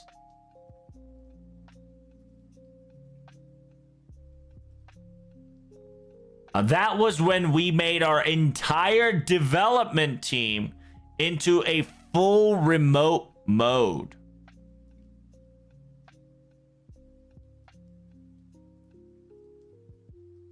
Due to constant emergency notice that would pop up every so often, or maybe not, they have always stated, and we were very afraid, that we were not able to get to the office and we were going to have problems due to that sheer factor. But there was no way that we can stop FGO there. And so we've gotten all the people immediately into a live streaming gears and prepared everybody to be able to work remotely as fast as we could. We've created certain groups, factions, and a paper list of where people live in order to be able toじゃあみんなしばらくのお別れだってブワッと送り出した。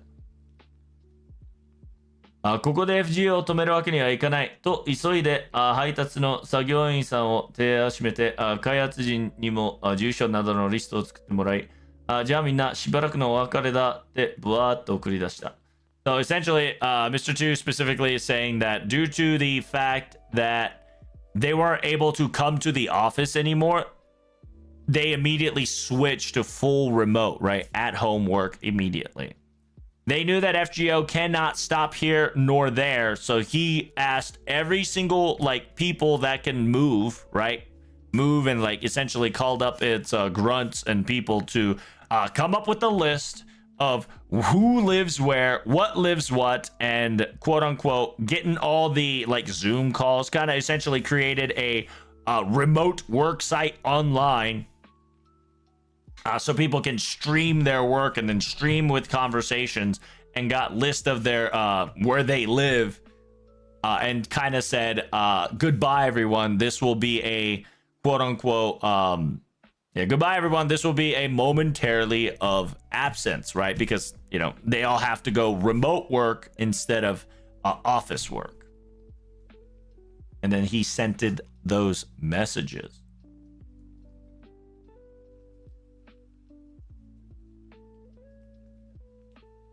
It says, you've got a lot to prepare, I bet. Was the struggle really difficult?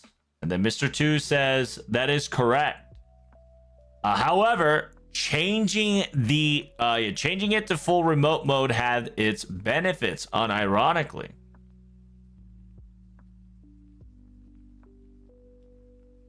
It says, in actuality, FGO team, we are still in remote mode, and we are continuing to work to this day. After all, it says if we want team-based segments to continue our story, we practically have an online meeting sessions and make sure that we see eye to eye. You know, obviously screen to screen.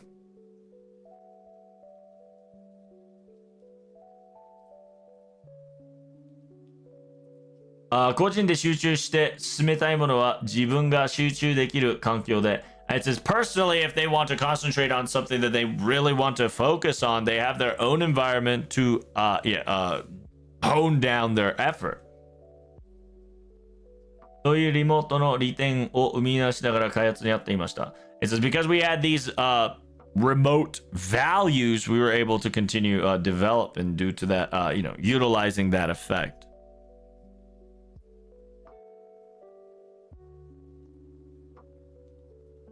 The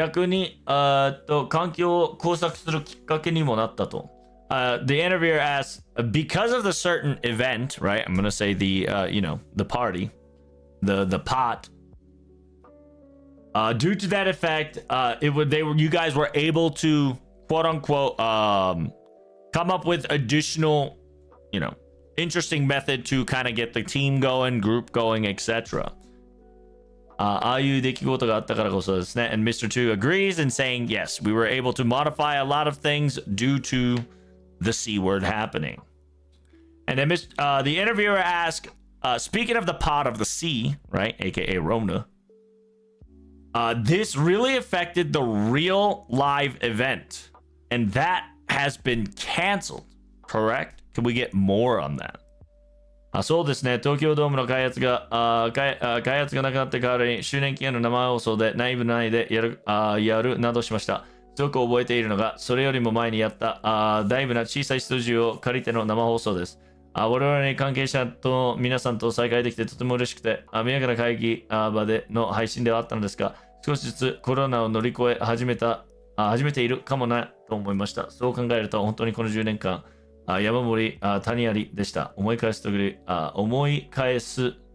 とキリがないかも。haha. So, interviewer asks, right? Real event got canceled. Can we talk a little bit more about that? I said that is correct.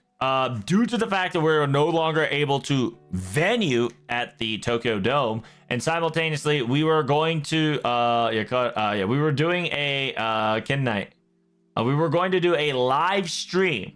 We were going to do a live stream inside the prefecture, which, live stream at the Tokyo, in the specific area. What I remember the most is it says before the big live stream, it was the tiny outside venue that we had, and we borrowed a studio to do a live stream. So like one live stream before the big Tokyo Dome live stream.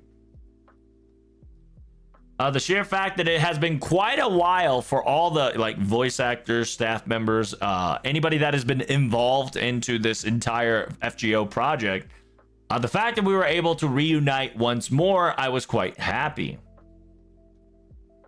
We were able to live stream things on a very small room. It says, but this also indicated that little by little, we were overcoming the party of C, right? Rona. In my honest opinion. However, if I start thinking about that year, to be perfectly honest, this entire 10-year had valleys and mountains. Looking back to it, there's a lot of things I probably want to talk about. Parentheses, lol. Meaning that Mr. 2 is like, yeah, that year was rough. GO 全体に見てもこの10年は激動だと思います。ではせめて2014年8月からいいので10年目にフォーカスしてお話をお聞きしたいです。第2部終章に向けた準備で忙しい1年だったと思いますが。So the interviewer goes, yes, like entire industry wise, we can definitely notice that this 10 years was quite the battle and, you know, quite the shenanigans, right? So let me hone this question more thoroughly. Starting from 2024 August, the 10th year focus, can we hear more about that? You are preparing for the final chapter of season 2. I bet it was quite the busy year till now, even then.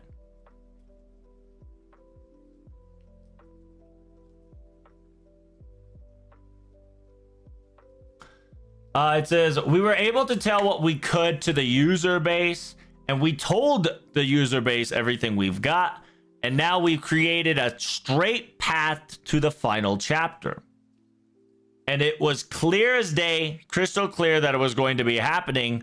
So our feelings was now we just need to run through it. It's essentially, they created the timeline. They just needed to run through that timeline. It says, as a directional job, it was quite the simple. かつクリアな状態と言いますか。年収イベントがあって、総称3があって、イベントをやりつけて、総称4があって、代行グランド対抗戦があって、ひたすら総称まで道を積み上げていくような、そんな1年間です。So it says, yeah. When it comes to direction wise, as a job, it became a bit simpler, right? Because the clear condition was obviously as follows. We got the anniversary event, and then we got the Ordeal Call 3, and then after Ordeal Call, we got a couple of other events, and then we got Ordeal Call 4, and then we got the Grand Battle Duel, and we were practically bricking the road, right, quote unquote, creating the brick path to the road to the final chapter. That is definitely what the year felt like. And then interviewer asked, then if that's the case, are you suggesting that it wasn't as busy as you anticipated? And then Mr. 2 goes, not at all. It says, yeah, it was quite the opposite. Parentheses, lol. Because we were so crystal clear on what we needed to do. We knew the 10th year was going to be yabai. AKA 10th year was going to be intense. And so while we were prepared for that, we're still walking through it intensely. I sincerely believe back in the time.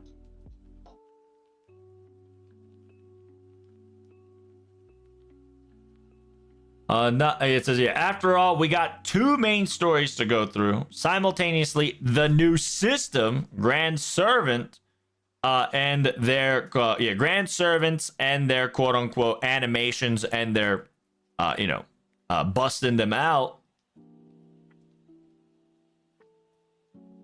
It says on top of that, we have to maintain events as normally as possible.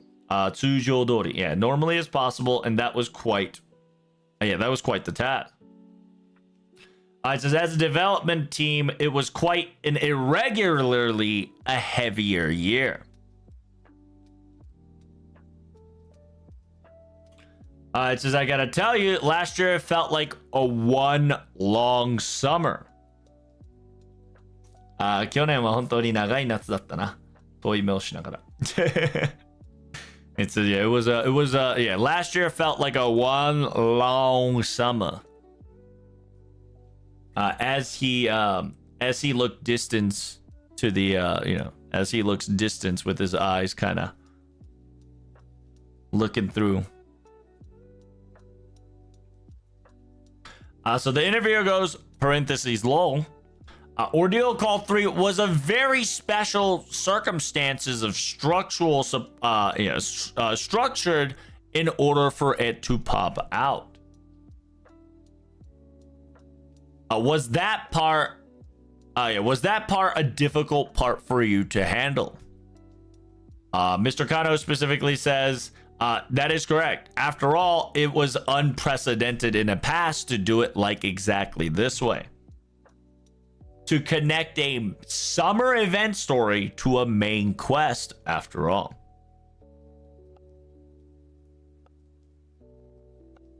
It says, Ordeal Call 3 wasn't completely cooked right from the release. Even after the release, we were constantly chasing and making it as we go. And because of that, the very busy summer sensation was definitely the continuation of that feeling, I suppose.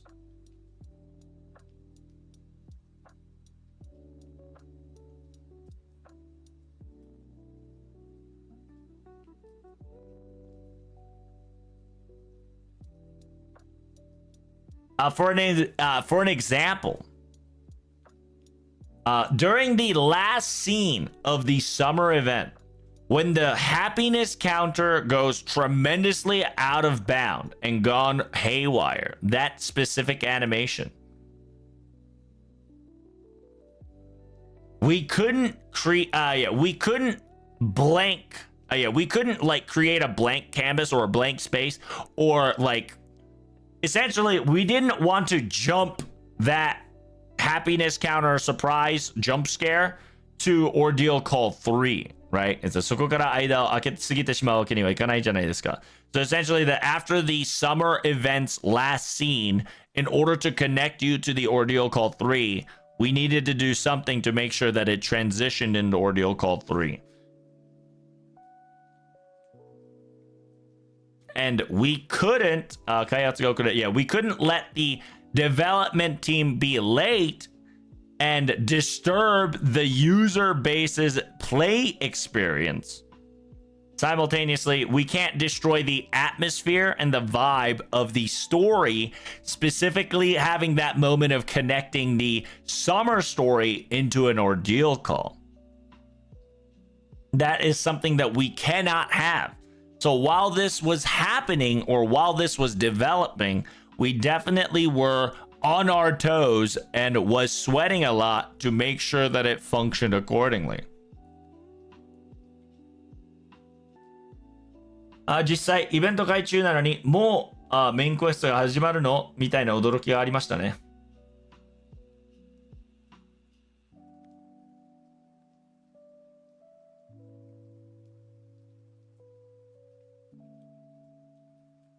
It says, in actuality, while we are, so the quote-unquote interviewer specifically says, in actuality, while we are in the current event, there's already a main quest starting.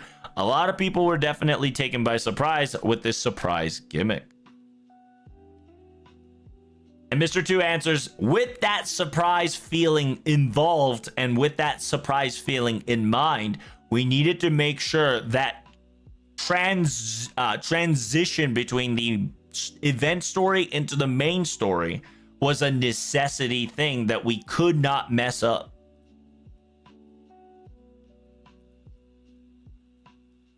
It says here, we definitely paid attention on that part for certain to make sure to make sure that it was effective.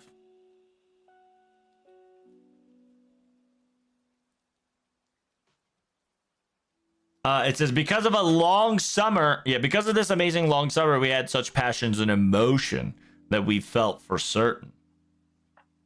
It says, then please do tell me, going back through this entire year, tell me the servant who has given you the most deepest impression.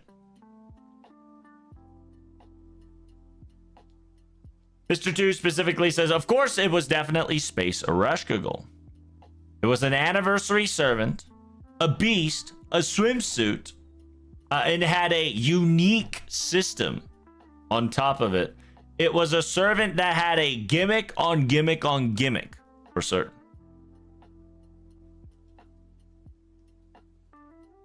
And because to create that so much, it definitely took tremendous amount of efforts and feelings and determination, for certain.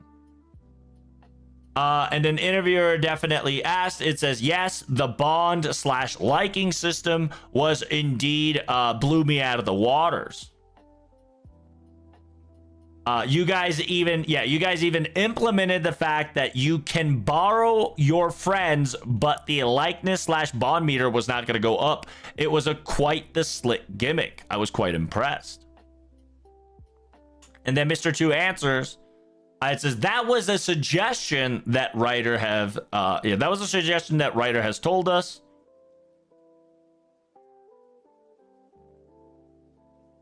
During the person in charge, the writer, right? The quote unquote writer, the artist as well, also has stated that if you are borrowing this as a friend, this gimmick doesn't function, correct? And when asked, she specifically says, obviously. And that's how it went.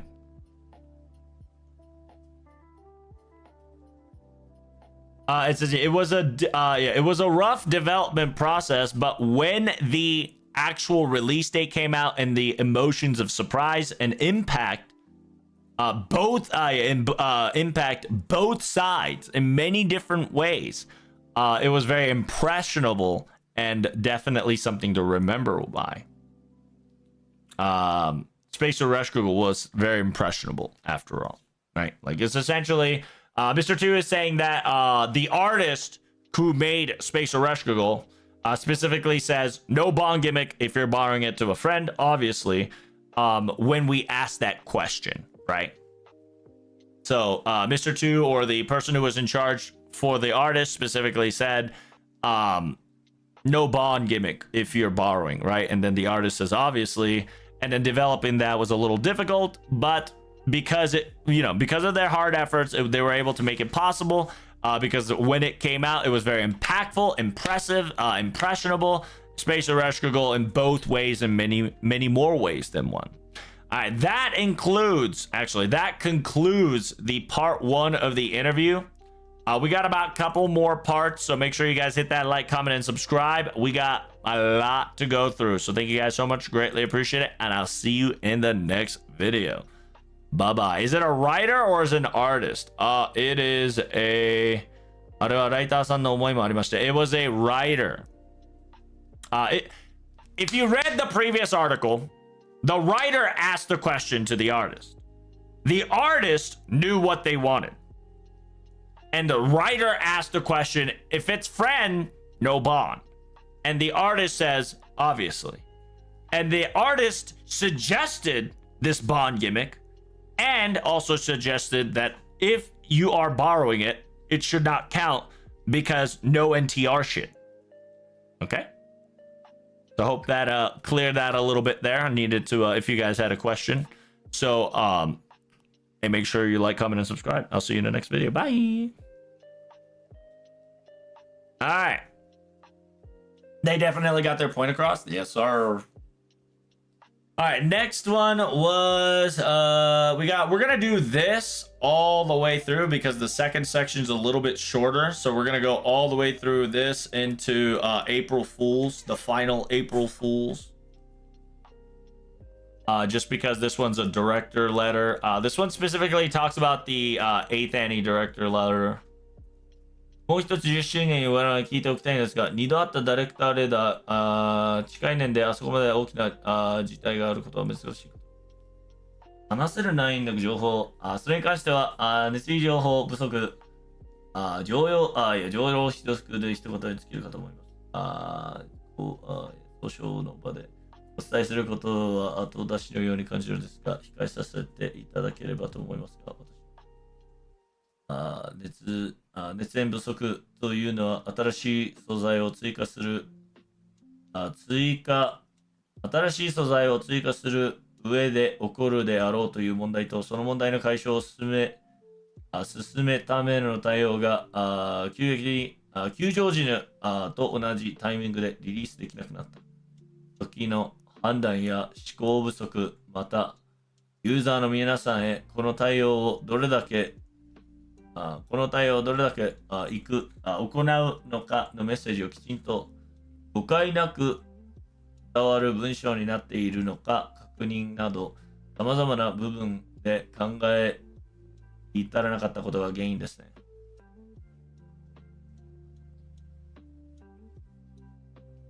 So yeah, so this one specifically talks about the surprise 5th append, and he apologizes. Our side, hey, after season 2 of FGO, maybe, brother.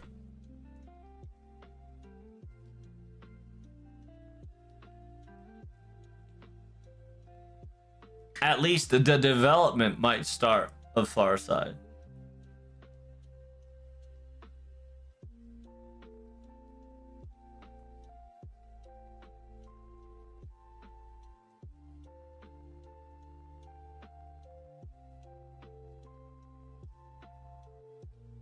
I'm just memeing? I'm not.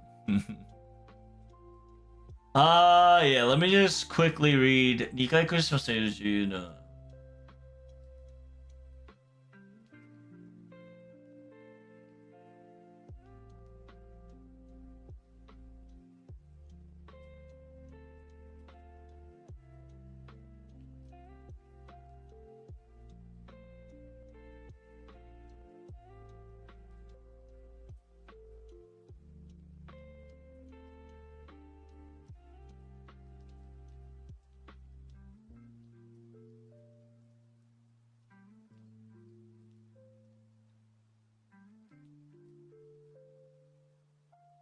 サーバーもそうですが、レイドロスの場合も。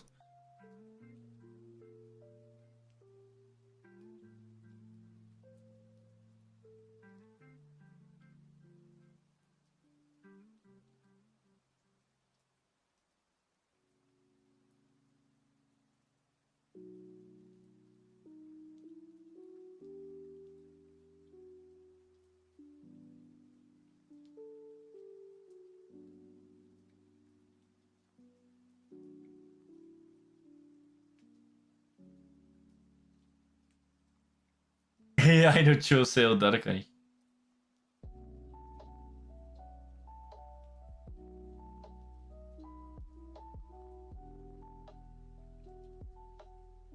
Oh, interesting.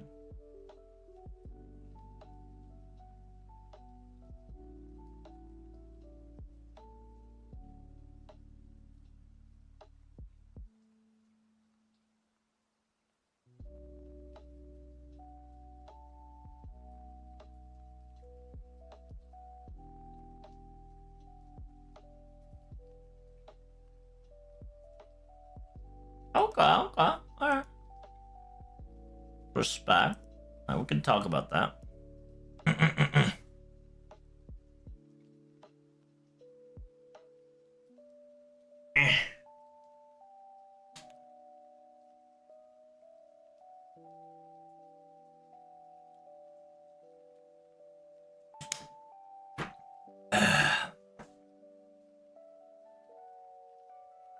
All right, welcome to the part 2, I believe this is, of Mr. 2 interview.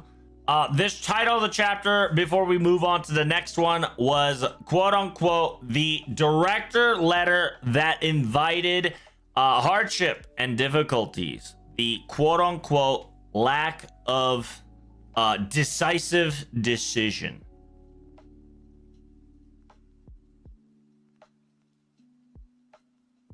So interviewer asks, I have one more question. Within now 10th year anniversary coming around at FGO, can you talk about the director, the director letter that you gave us twice? The sheer fact within the near year, there was quite the abundant amount of this incident. So close back to back like that was quite rare for you all to see. Can you talk about it within your capability of availability? If so, any information about that director letter, please.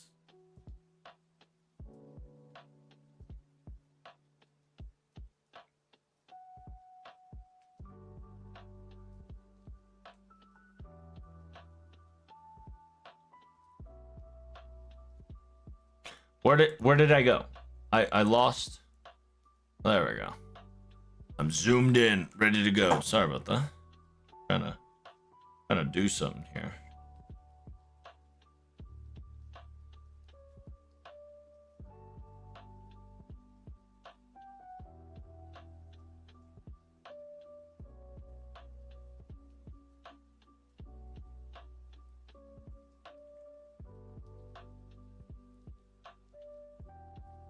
So, Mr. Two answers in one word or one sentence in English. Essentially, he says lack of attentiveness, right? Lack of attentiveness or being careful, right? Was definitely the easiest way to sum up that problem. It says he understands that公表をこの場でお伝えするのには後出しのように感じるので控えさせて後出ししているように感じるので控えさせてさえておきたければと思いますが So it's essentially, he says, if I were to give you the detailed idea, right, the detailed ideas in this location, it would be not fair because I would practically be adding additional information to justify my reasoning. So he's not going to explain it fully, but to simplify it, it was lack of Mr. Two's attentiveness and carefulness.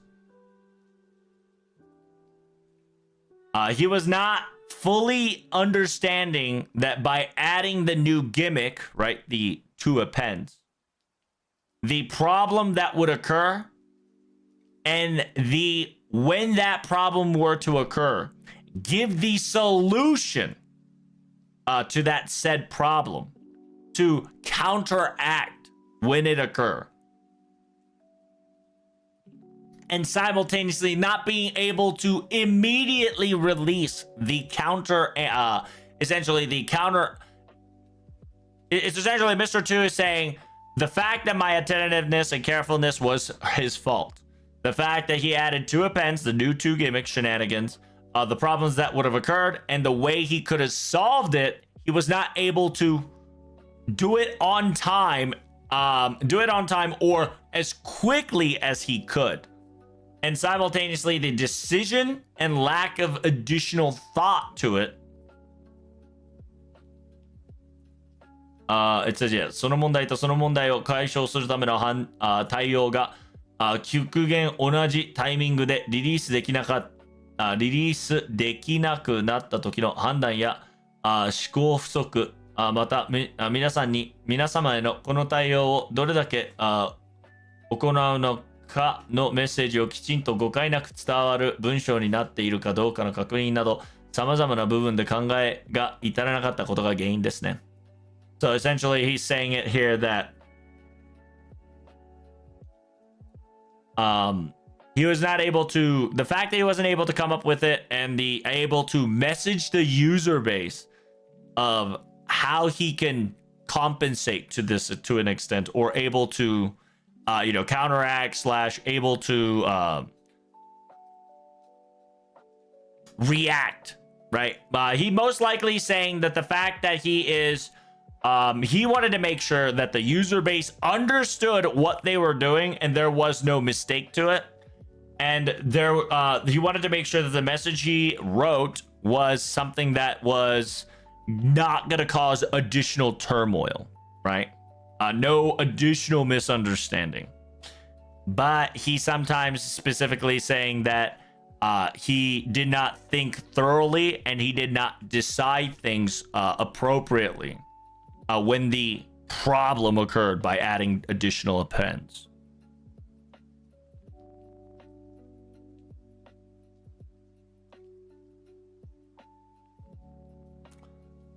And the interviewer specifically says, I know this was a hard question for you to answer, so thank you very much for you to give us an answer.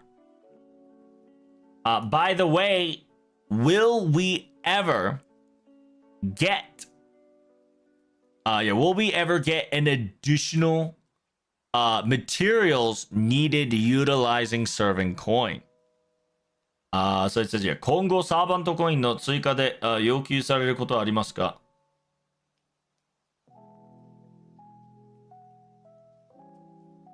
It says here, 今後サーバントコインの追加で要求されることはありますか? Yeah, so is there any more things that might require serving coins? Mr. 2 specifically says, no, there isn't. So make sure you use everything you have. It says ありません。なので、入手できたものは全て使っていただいて問題ないです。It says there isn't. So meaning that Mr. 2 says you no longer need to hoard your serving coin on JP server. Because there shouldn't be additional shenanigans that require a serving coin.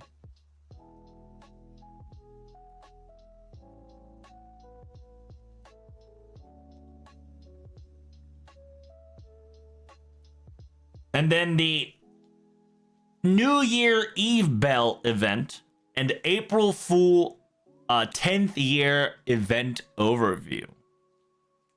So the interviewer specifically asked, when did the concept of doing 2 Christmas come aboard during the 9th year?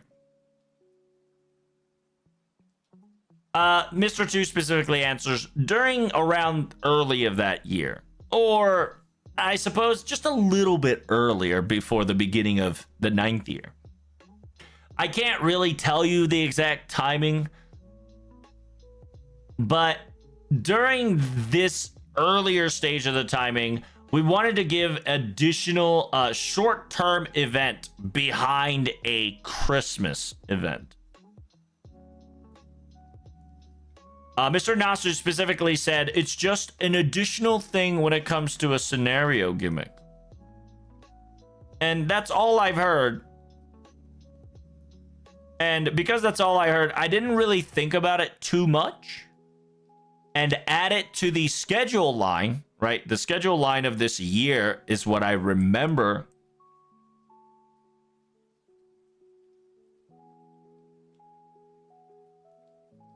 Uh, それが年内にあってあの鐘を叩き続けるイベントだったと。一応、アフタークリスマスとタイトルは入っているんですか? It says, yeah, and then at the end of the year, we kept banging that bell, an event that was quite soundful.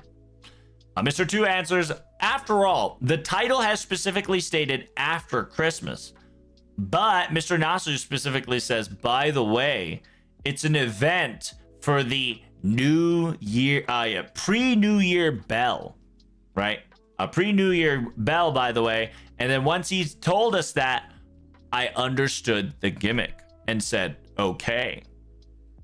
So if you guys don't know, they're specifically talking about Christmas. The 9th year Christmas. After Abigail's event, we did have a Phantasm Moon event, which was a Neko Arc Bell raid event. So essentially, every new pre-New Year, right, before we celebrate the New Year of 2025, right, this is for this year, Japan would have a custom occasion of live broadcasting or going to IRL to these specific locations where they will ring a large bell, I believe like 99 times, I believe. and then the 100th one on the new year. If I remember, it was 99 times. I could be wrong. If I am wrong, it is what it is. But they essentially they rung the bell, and then they would ring one last time to celebrate the New Year's. So that's why when Mr. 2 asked, Nasu goes, by the way, it's a pre-anniversary bell ring event. And then I understood right away. The interviewer says, wow, aren't you a little too easy to let that slide?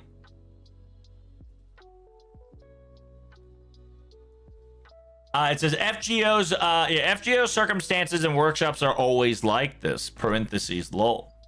It was, we had the feeling of we're going to ring the bell, right? The specific bell before the New Year's. And that was kind of it. It says we had the bell of just constantly ringing out the bell during a raid boss gimmick event to celebrate New Year's. I thought it was an enjoyable event, so that's why it kind of happened. And then, the interviewer asked, but that was the end of the year. Wasn't that a rough thing for you all to get through and finish? It says, there was additional load, right? AKA amount of additional, AKA they've updated the raid, so they added more numbers to it, obviously. And then Mr. 2 specifically, yes, it was quite difficult. Server bug wise, as well as whenever it comes to raid boss, we always had to come to the solution of adding additional numbers to it while the raid is occurring. But we needed to adjust the amount. We also needed to adjust the amount of additional reinforcements, so we do not have leftovers when the timer goes out.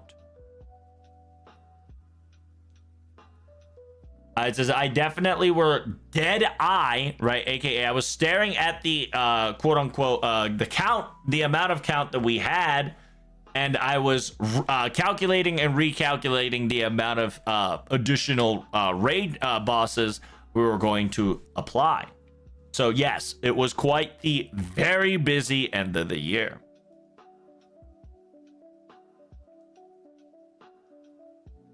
It says the behind the scenes of the end of the year special shenanigans. I did not know there was a very secretive and lucrative and very constructive calculation occurring in the backline. Speaking of which, I believe we do not have a Grail War this year. Is that correct? Right, it's essentially saying we haven't gotten a Grail War yet, right? Grail Front, excuse me. I say Grail War, but you get what I mean. Grail Front. It says, this year we never had a Grail Front, did we? Mr. 2 answers, yes, because we are preparing for the final chapter. We also had to make the Grand Duel as well. So we never really were able to slide any Grail Fronts in the 10th year. I do understand that while playing FGO, it is one of the unique fun gimmicks. But after the final chapter, we are going to try to adjust or do things so that we can play more later. However, next time, I would like somebody else to inherit the AI adjustments, though. And then the interviewer specifically asks, are you saying, Mr. 2, that every Grail Front up till now, that Mr. 2, you were in charge of the AI development and setup? Mr. 2 specifically goes, yes. Whenever I was a student, I was in study when it came to AI, and I was in a class and I graduated from it. I enjoy the topic and the concept of AI, and conversating that is one of my few hobbies. And because of that relationship from the very first event, I was the one who created of the AI. I was in yeah, from the very first of the event, I was in charge of the AI development.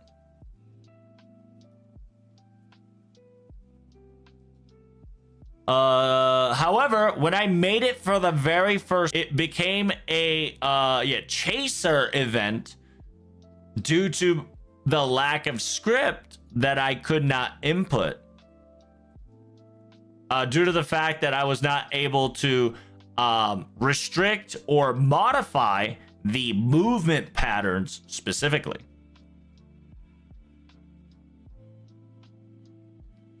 Master が直接攻撃をするのが手数選定になっていましたね。And then the interviewer asked, that is correct. I do remember at the beginning of the Grail front, using your master to directly attack was one of the best methods after all.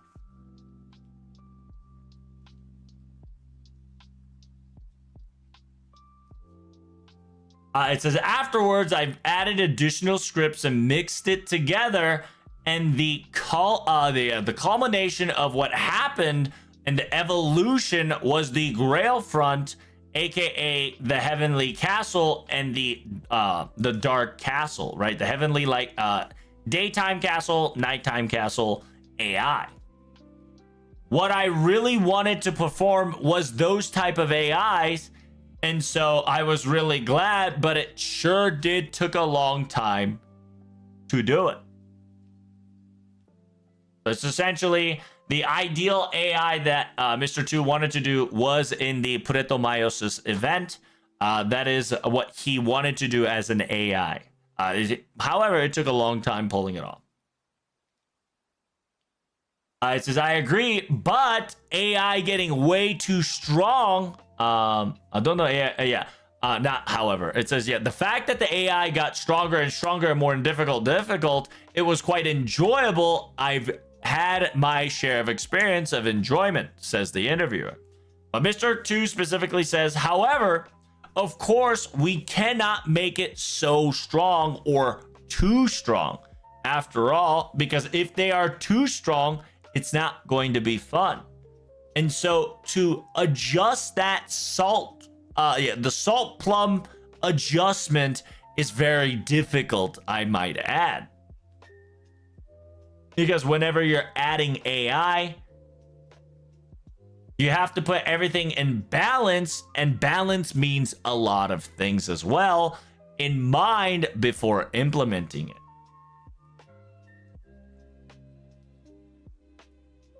We don't want just automatic AI assumptions. 思考自体が凡庸的にあらゆる条件の綱渡をできるようにしなくてはいけない。It says the thought process and conclusion finding has to be very useful but humanoid-esque, yet so convoluted and not completely straightforward. It needs to clear a quite the rope knot worth of criterias in order for it to feel just.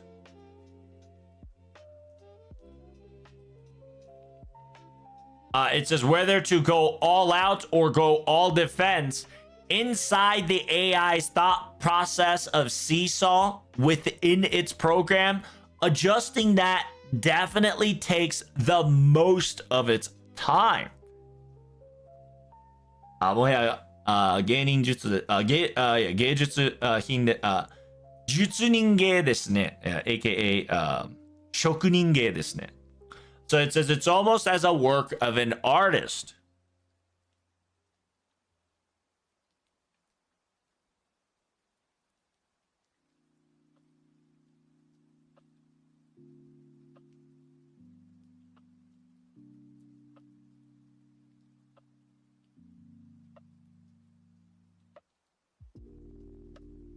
And then Mr. 2 specifically goes,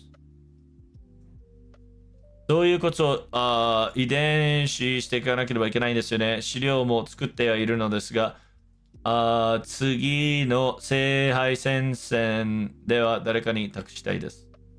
It says you have to learn these tricks and tips and these nooks and crannies and method in order to make it successful as it was last time. I've got the materials and I've got the quote unquote I've got the materials and quote unquote items needed. And so the next Grail front, I would like to entrust it to someone else. So Mr. 2 don't want to do Grail front no more. He enjoyed it and he created his fun piece, and now he said somebody else could take it over. The blueprint is there, right?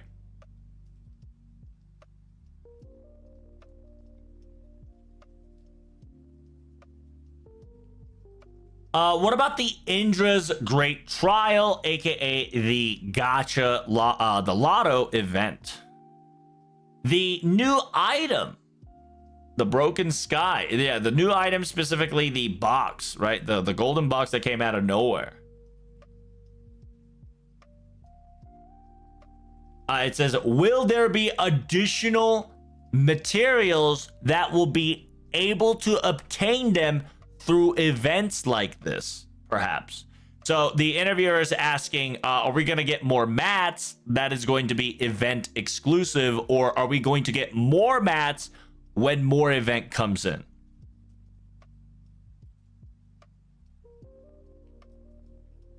イベントでというより、大会先生で取れる新しいアイテムがあった方がいいなと思って追加したようなイメージですね。もちろん大会先生のみでもなく、イベント報酬などもできるする予定です。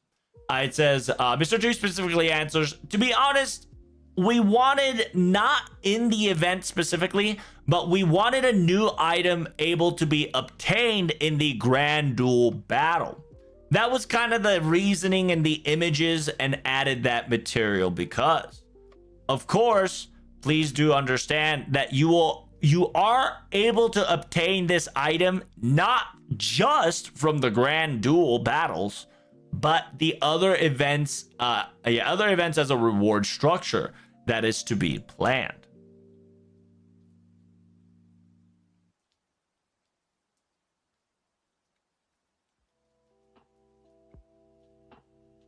Specifically says, speaking of rewards, the Grow My Little Dragon, specifically the Chibine, right? The Chibine that we were able to specifically customize in the growth and given the reward as a craft essence of what you've created.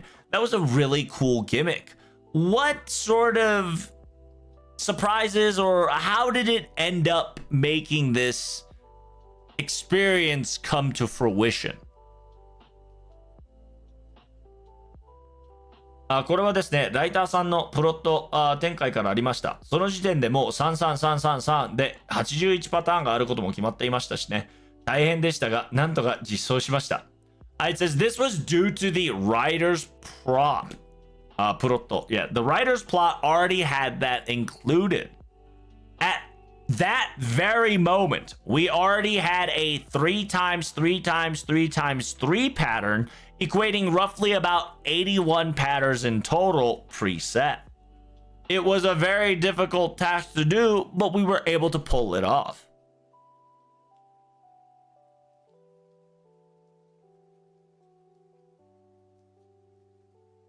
自分で育てたチビーネが手元に残ってくれて非常に嬉しかったです。あとイベントはとは少しになるのですが、今回のエイプルフールアプリタイトルにファイナルという文字があったのですが、もしかして。So it says, the interviewer specifically says, the fact that we were able to hold our own Chibine that we grew and left a print of it is very ecstatically exciting. And this will be a little bit diverted from the event topic, but this year's April Fool application title said this questionable word final. What does that mean exactly?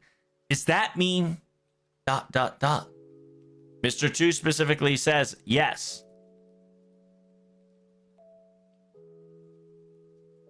It says that is an April Fool application final. あれがエイプルフールアプリファイナルです。So that is the final application of April Fools. Or Mr. Tubes being cheeky in saying this is an April Fool app that has final to it, right? Hi, あれが April Fool アプリ final です。So it says, yes, that is an April Fool app final. And then interviewer goes, oh, I see.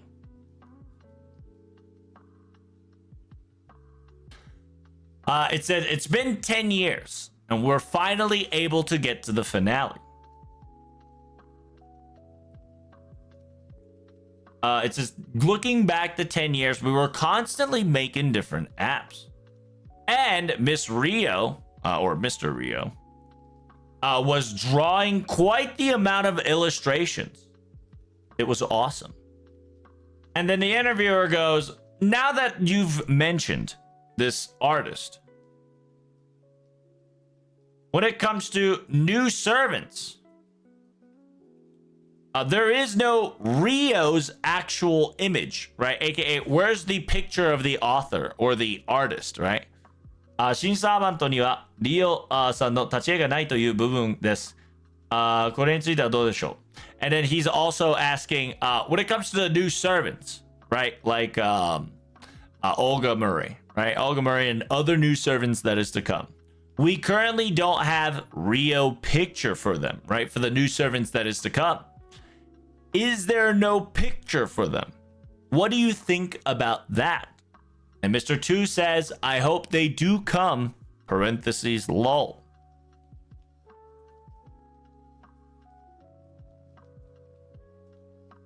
So that concludes the quote-unquote event slash, whatchamacallit? Event slash, 10th year, you know, looking through events and whatnot. It's pretty cool that Mr. 2 was apparently the sole in charge of AI creation for the entire Grill front. Simultaneously, it is interesting of how Mr. 2 worded that final quote-unquote April Fool's app. We actually don't know till next year, right? Because the way the interviewer asked is also vague as fuck on top of Mr. 2's vague as fuck. Saying that this year's April Fool application title had a final in its letters, right? In its title, letters. Does that mean ... Then Mr. 2 goes, yes, that, right? あれが April Fool アプリ final です. So that is the April Fool application final. Or if I read it backwards, it'll be final April Fool application. And then interviewer goes, oh, I see. Right? And then Mr. 2 specifically says, yeah, we finally were able to make it up to 10 year, and we're now at the final. It says, yeah, we were constantly making apps within these 10 years, and it was quite fun. And Mr. Rio was drawing quite the abundant amount of illustrations. And then last but not least, kind of ask what happens to the new servants that were to come, right? What's going to happen to them? Are we going to get a real version of that? And it says, I hope so. And then parentheses, lol. So, kind of shady. We don't know exactly, right? It's the classic, you better find out next year smile, right? Could be the end, could not be the end. Let me know in the comments section below. What do you think that really means? And I'll see you in the next video. Peace.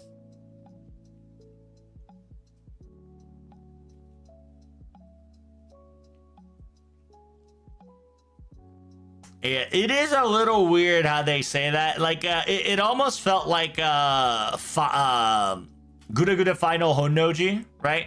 Like, in technicality, it was a final Honnoji. But, whatchamacallit? I feel like they might be playing in wordplay here. But we'll find out tomorrow or next year, won't we? Alright, I got 2 more pages left here. シールダーパラディンマッシュは個性的を出すべく追加した仕組みの大作。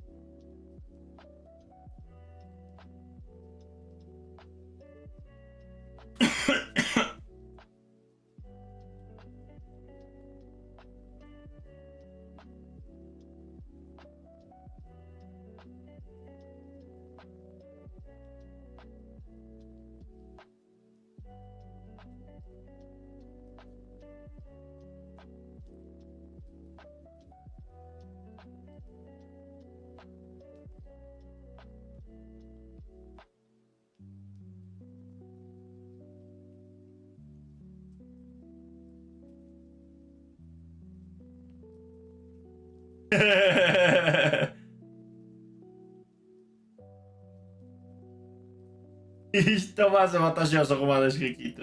pretty funny. All right.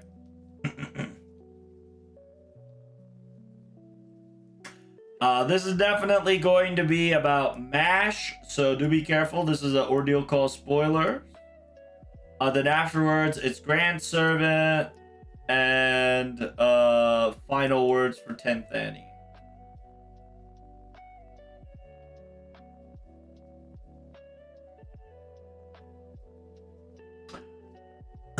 He's gonna warp to into Mr. 3. Hey, who knows, dude?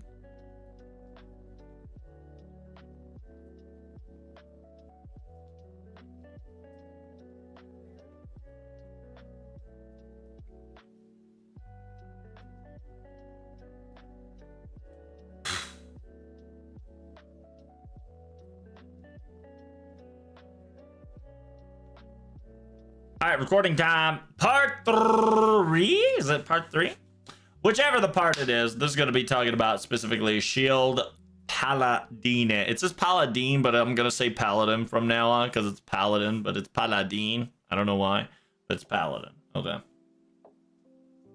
AKA, this is going to be talking about MASH, AKA Ordeal Call 4 spoilers, so do be careful. So the interviewer specifically says, now, this year, 10th year, we only got 2 event servants as a welfare.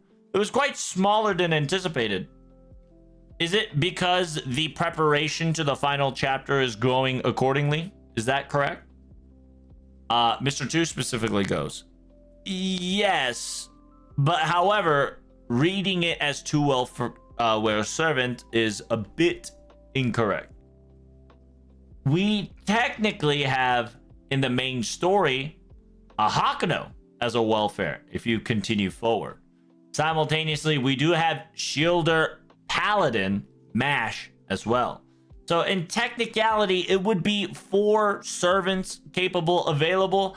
But however, Hakuno, right? Hakuno has a male and a female variant that you can pick both of them. So technically 5 if you want to go into details. It depends on how you want to take them, but we have given at least that amount of usable servant for sure. That's the structure. Meaning that welfare wise, there's only 2 that's accessible, right?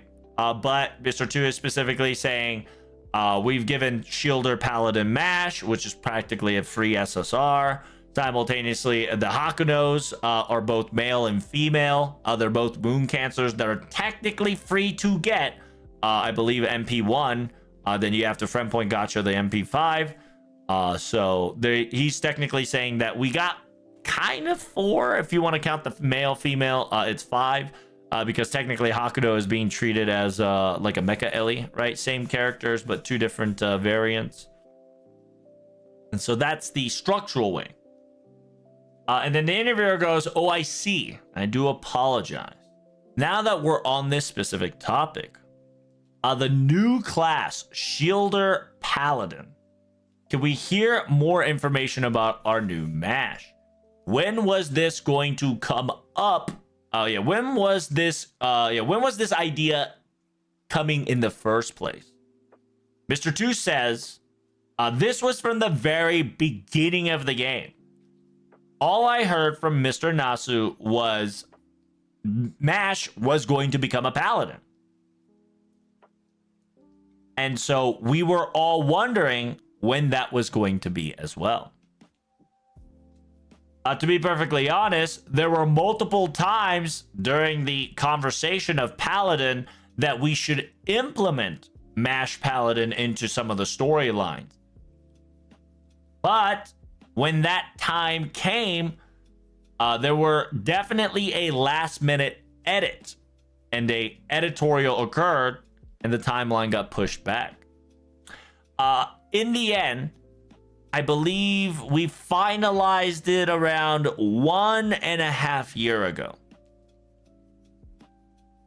And that was that in Ordeal Call 4, MASH Paladin is going to be perfectly showing up.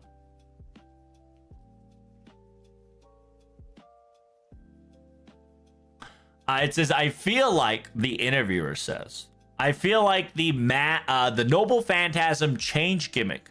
It's almost as if you've done the entire compilation of what FGO gimmick has done. I feel like from Melisand's Lancer, aka Fairy Lancelot, into Alco. Whenever I see MASH, I feel like she's taken all the characteristics unique trait in together and make it her own as a center focal point. Was Alco and Melisand a project type for Paladin MASH? Can we get more information on that? And then Mr. 2 goes, man, if that was the case, that would have been amazing. Yeah, だとしたら素晴らしかったんですけどね. It says, yeah, it says, no, if that were to be the case, that would have been amazing. It says, this is something that FGO's positive points and negative points. But whenever it comes to discussions of stories and servants, we are always get hyped and always multiple idea will get born saying maybe we should go this way and it would be more fun. Those are the case that kind of occurs, aka Mr. 2 goes, essentially during discussion, spontaneous ideas that is exciting gets born, and a lot of the case that gets approved and gets used on a servant, meaning that this is FGO's both positive note and negative notes. Because FGO really is feels like somebody comes up with a new gimmick and then they make a servant around it, or they put a servant around it. And so Mr. 2 is just like, yeah, MASH Paladin the way it is was not planned at all. It would have been cool if it is, but it's not. It says, well, the story was progressing and the servants being discussed. They kind of just come to the conclusion of if we go it this way, it would be quite fun. And an idea was born. And then the interviewer goes, oh, I see, parentheses lol. So it says from the get-go, from the starting point, we didn't think that MASH would have these capabilities. Is that correct? Mr. 2 specifically says that is correct. I knew and we knew that MASH was going to become a paladin, and that is it. When it came to capabilities or abilities or its functionalities, its detail was, well, but you can definitely say MASH, the MASH compilation galore is the perfect idea to describe MASH Paladin for certain. FGO, the game does utilize many different servants' personal quirks out in the open and have different gimmicks added to it. And we wanted to have that idea constantly implemented to new things here and there. その時に, we wanted to utilize essentially the compilation of many of the good gimmicks and large gimmicks implemented into our paladin. And so when it comes to systems and techniques, when we finalized MASH's settings, it kind of fitted her quite well. And so as a result, you can even say mass compilation of FGO's gimmicks is in Paladin MASH.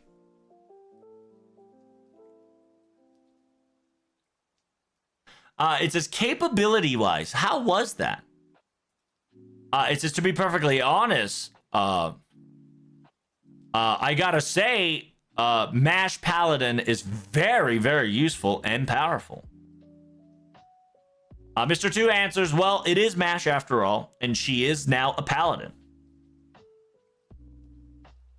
I did say the ordeal call for social yongo no. I did say it during the live stream of after ordeal call 4, simultaneously Mr. Nasa as well, is that MASH is now an SSR. An SSR MASH it wouldn't be questionable. It wouldn't be. Let me rephrase that. SSR Mash can be this strong. After all, she's a paladin and she's a Mash. Even Mr. Nasu has stated as well. And the interviewer asks, so does that mean that you wanted to give Mash a lot of things? Is that what the intention was when creating this paladin? Mr. 2 specifically says, no, in actuality, because of the journey we have all the way to this point, overcoming it all and taking the most growth, and to have grown along the way, we wanted to make sure that it was a Mash that everybody was happy with. And when we were thinking about everybody's happy Mash, and how she could move, functional, and etc., the results was what she is now. And then the interviewer lastly asked a question. By the way, is that her final form? And Mr. 2 goes, that is her final form, I believe. At least from what I've heard so far, this is her final form. Meaning that Mr. 2 don't know if that is a final form, but Mr. 2 only knows that up to this form. You know what I'm saying?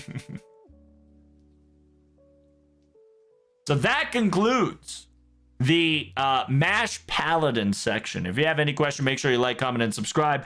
And yeah, my question is, do you like the SSR Mash? How are you enjoying her? Do you like it? Do you not like it? Make sure you comment in the sound section below, okay? I'll see you in the next video. Peace.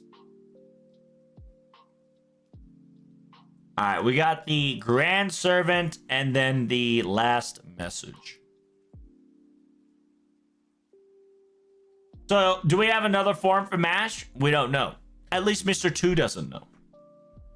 Right?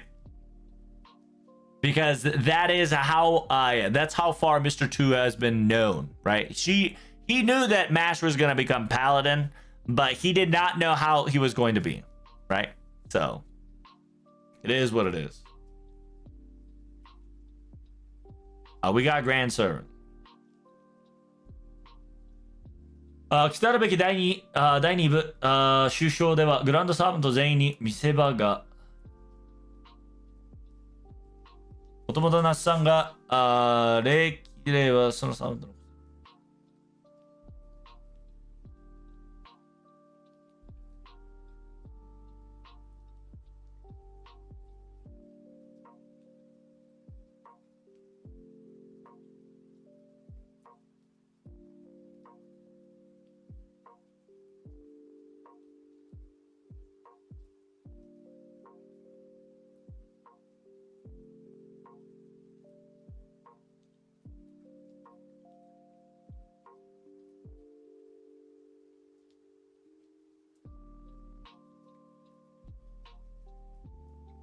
現在グランドスコアの反響によるグランド戦のみですが、今後も生きてくれると思っていいのですか？そうしはもちろん、それ以外にも出せるように予定です。せっかくグランドサーバントなので活用する場合、いろいろ用意したいと思います。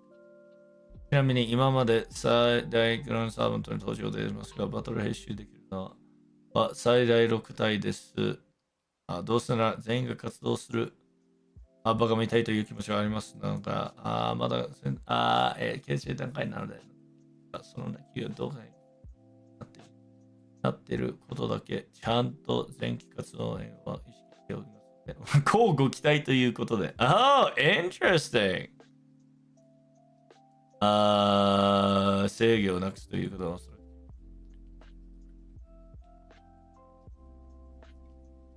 大きなシステム編集はなかったものの、細々した選手は、QP 現状やストーンボーダー使用できる。ピエスのレイル主催ほど言った通り、抜けていますが、そういった喜ばれる機能は、現状だとどういうものを予定しますか？推奨の準備で開発にはあまり余裕がないので、その個人的な意識になってしまいますが、サポート一斉を、Oh man, my man. 人によってサーバントの数を、わかります。人によってサーバントの数を絞るなどとしていますよね。それにイベントのセットしていないと、フレンドから白いので見られそうで、グランドサーバントも違うんですよ。このグランドサーバントしないと、外周に空が空いちゃう。すでにレベル数から少し待ってね。みたいな細かいところがありますが、イベントアイテムで交換するときの交換する。Bruh, that would be so lit. And then final chapter. Okay.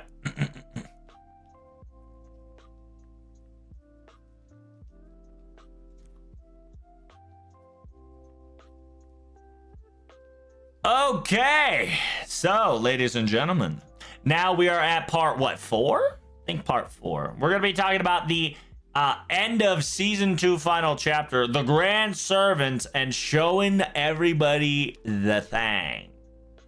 So, interviewer asked, 10年目には起きる。It says, in the 10th year, we really didn't get a large system update, did we, sir? It says, Mr. 2 answers, while we are moving forward and while we are moving towards the final chapter, we've come to the decision that we're not going to make a large system modification. それに向けて大きなシステム改造はしないと決めました。環境を変えるような進行はせっかく決めた自分のグランドサーバントが無駄になっちゃうとか感じてさせてしまう可能性がありますので、ずっと強化してほしいというお願いしてきた以上、そういうことはできないんです。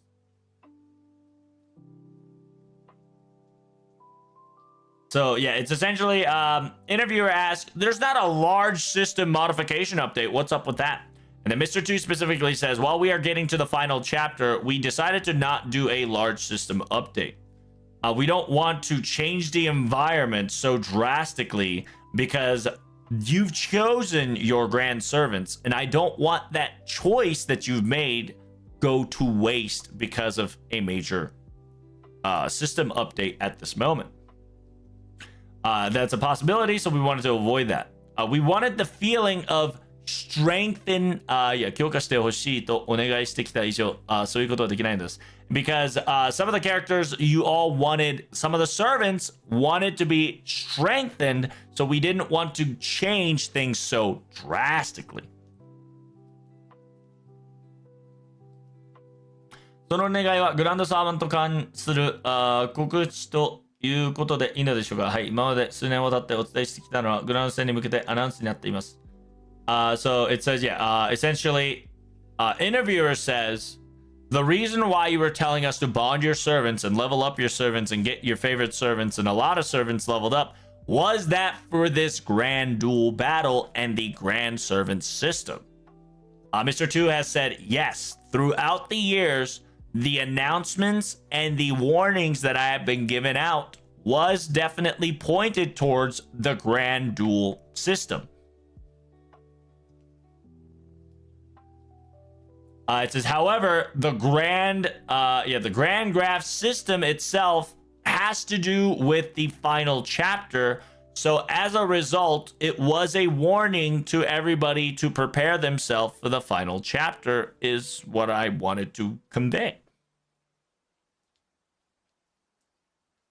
And then the interviewer goes, so is that mean we need to keep continuing to grow our servants? Question mark.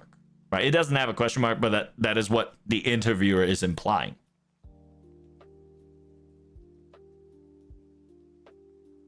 Mr. 2 says that is correct. We still are, when it comes to certain things, we are still in adjustments when it comes to final chapter. But we would like your grand servants to pop off other than the grand duel battle. It says, so if you level them up here and there, I believe you won't regret it. It says, especially bond to 15. Bonding to 15, or especially bonding all your servants as well. It says, please utilize the quote-unquote stargazing teapots to continue your bonding session and your farming session.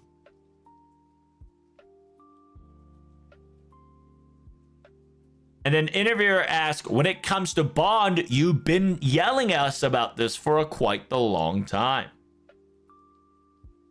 Yeah, 絆レースの同時に装備できる仕業がすることはかなり前から決めていましたので、前もってお伝えさせていただきました。So it says, we knew the able to equip your Bond CE gimmick was already been implemented ahead of the time, so we wanted to warn for this moment. And that is why I was telling everybody from the very get-go.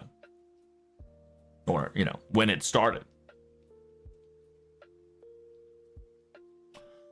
Speaking of Bond CE effects and whatnot, the concept of using its Bond CE effects or having the option to get 50% MP charge, what is the reasoning of to able to select one or the other? Were there any other suggestions that you wanted to add into this option, perhaps? Mr. 2 said, we did quite a lot, actually. It says, depending on the effects, we would add additional cost to it, or we would intentionally add a gimmick to the Bond craft essence. We would intentionally add Bond craft essence to add additional things or there. However, in conclusion, not a lot of things stuck to the core. And we really didn't have an answer that would be satisfactory for everyone if we were to go one way or the other. And so Mr. Nasu came up with the idea saying, why don't you just add one more functionality and just pick and choose?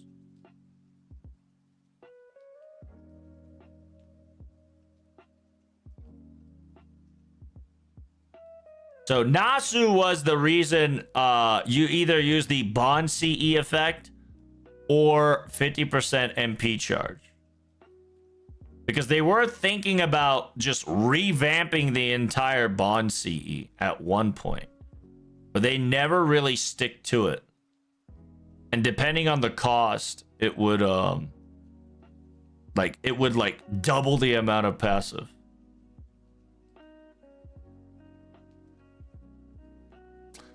It says, これ、キーケもう一つ増やして、好きなのは確かに思いました。何か無理やり調整するより、全員が納得できるような、あって嬉しい機能をつければいいな、いい。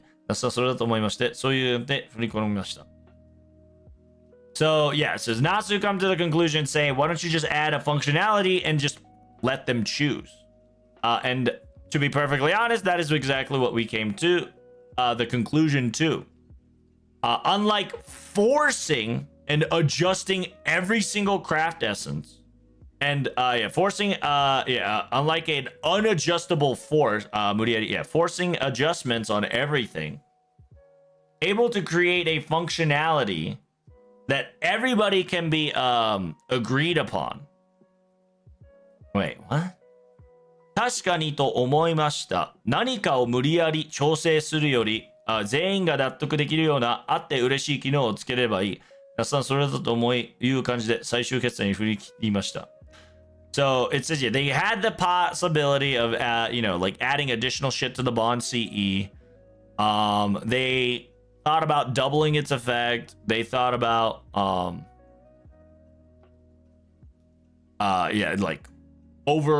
overcoming additional Bond effects, but nothing really like stick hard. And then everybody didn't come to the conclusion that everybody can be happy for. Then Mr. Nasu then implemented, why don't you add a functionality to add one more on top of it and let people choose? And then that was quite right. Instead of adjusting and forcing things, if everybody can agree to it, we can add a happy functionality that would satisfy the players. Not Mr. Nasu, that's a good idea, and that is the reason why we came to the final conclusion of either Bond effect or 50% charge. Okay.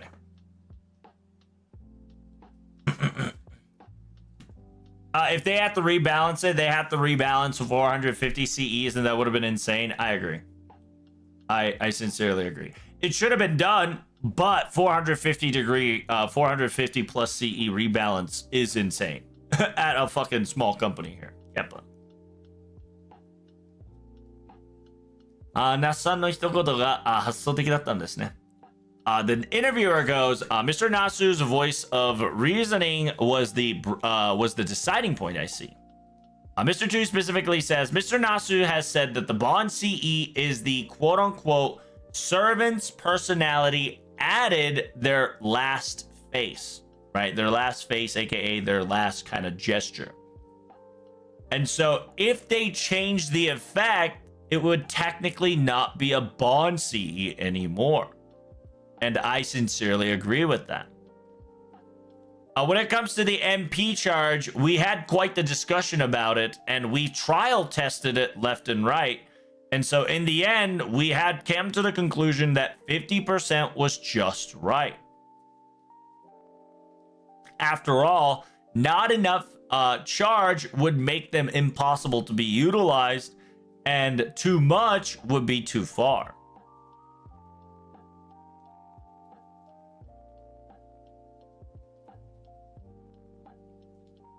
It says, additionally, adding the so the interviewer goes, I agree, adding append skills, adding the append skills, you are able to easily get 70% charge right off the bat.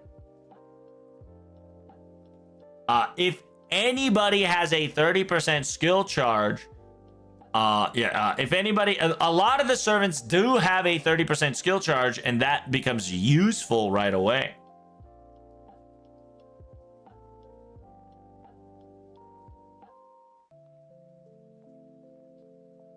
And then Mr. 2 answers, I myself, while doing the grand duel battle, little by little, adjusting the grand servant's strength and switching append skills to MP and others and adjusting accordingly to the circumstances is a very fun experience.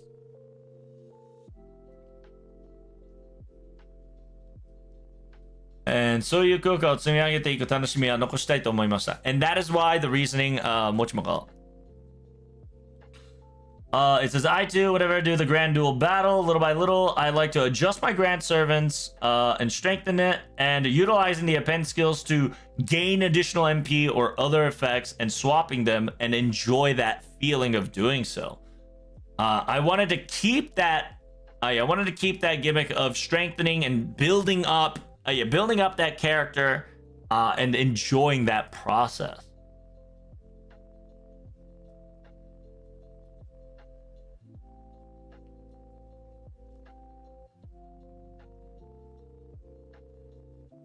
It says 初期から剣心選手にでもグランドサーメントに余裕に強化していって徐々に強化していって少しずつ強い相手に挑むという設定しています。なので安静に強く安寧に強くするのではなく、ギリギリのところを積み上げていく形で楽しんでもらえばと思います。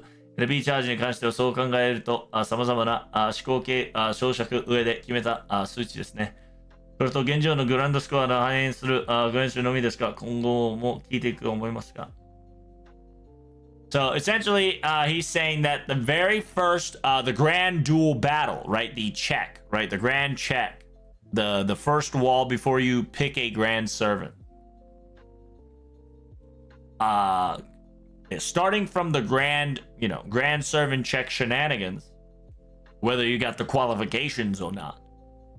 Little by little, increasing your strength of your grand servant and challenging the enemies that get stronger and stronger. That is the gimmick we want you to have, and that is the setup we have to enjoy that process. If you can enjoy the increasing of your character strength little by little while going through down the difficulties and enjoy the process of your character being more powered up and able to overcome the challenges. That's also the thought process when it comes to MP charge as well. And that is also the conclusion of why it is 50% due to testings and theoretical calculations.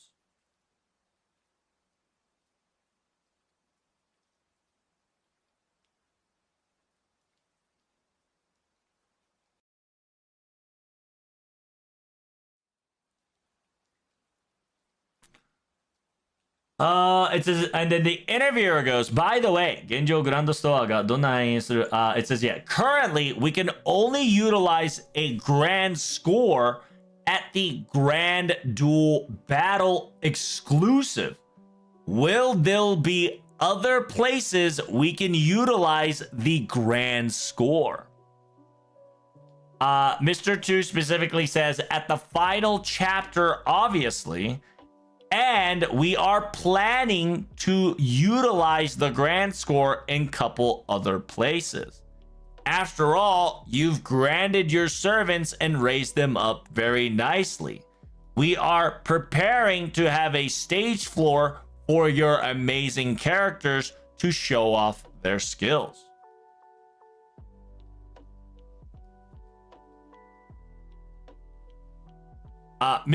Interviewer goes, oh, that's really exciting.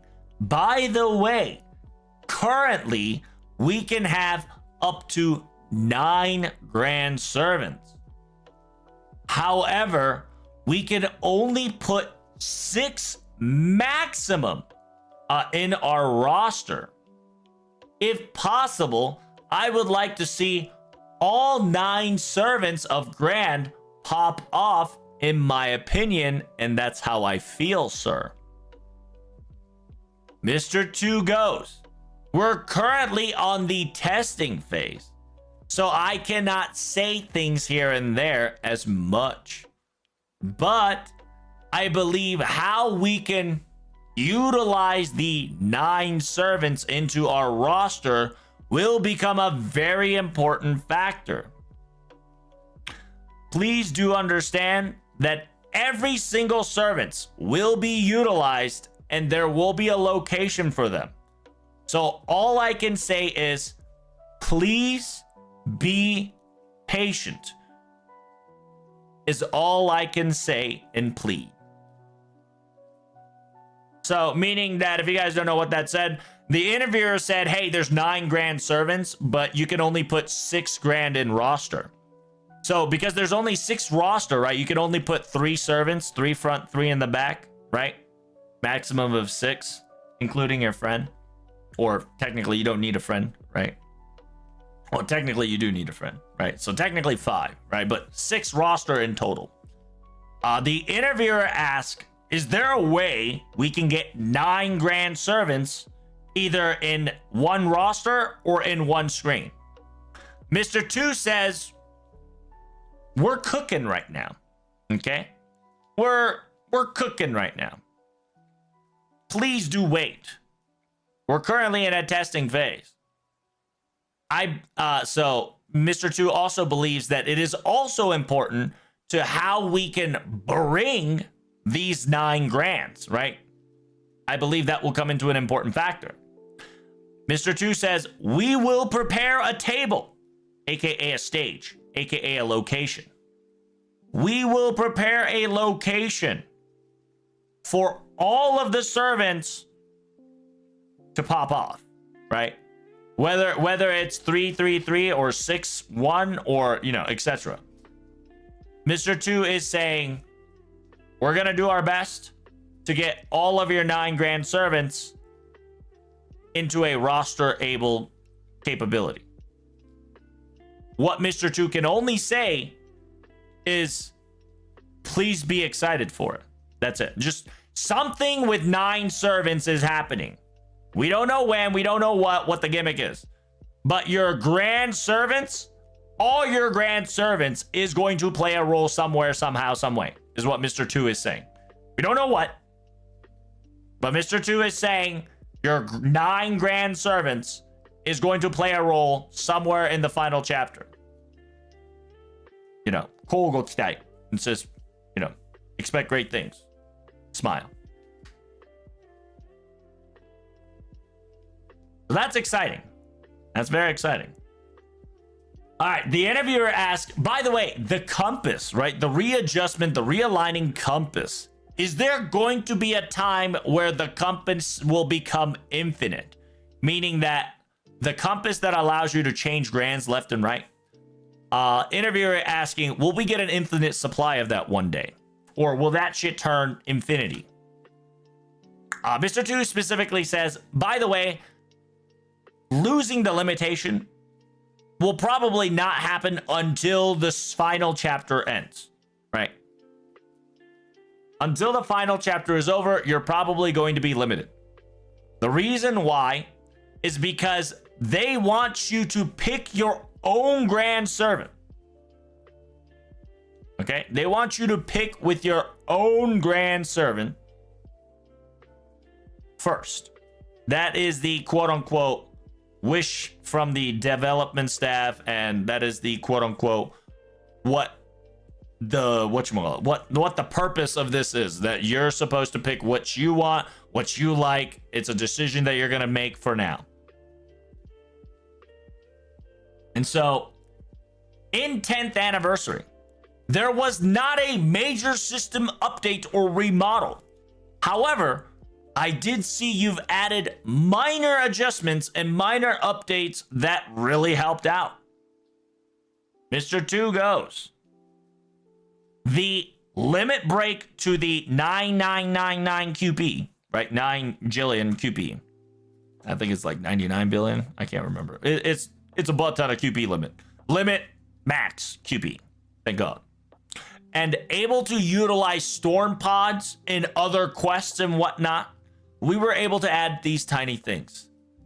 We are currently avoiding a large modification scale currently, but little by little, I hope you are all happy with the current tiny updates and gimmicks that we are slowly but surely able to implement.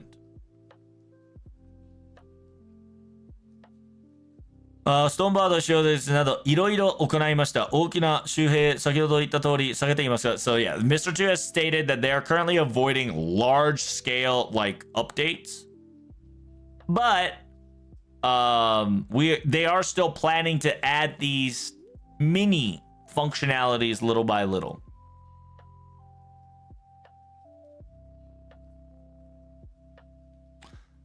It says, by the way, do you have any more reserve planned in mind? Mr. 2 specifically says, due to the preparation and the development side of final chapter, we don't really have the luxury to do so. So this will become my personal opinion. Personally, during the choose your support setup for your friends to utilize, I would like have a button to automatically put craft essence right off the bat is what I do wish for. When I am so busy, adding one craft essence at a time on a friend support does take a bit tedious.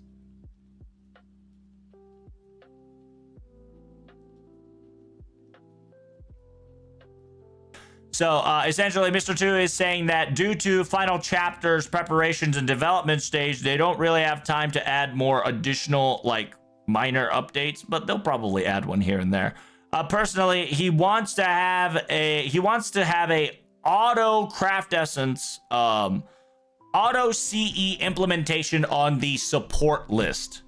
So, like, remember, your friends will use your support list when creating support. Right? When creating support for your friends to choose. He wants a button that immediately throws up a craft essence. He wants a auto CE loaded out on the friend support craft essence gimmick. You mean like team build? No. So like, you know how you make a support? You know how in events you have a support? You know how you got like event support, normal support, and you put your event CEs and you put your shit MLB'd and whatnot? he wants the friend support loadout CE to be instantaneously filled out in a snap of a finger. Because it gets tedious if you do one at a time every time.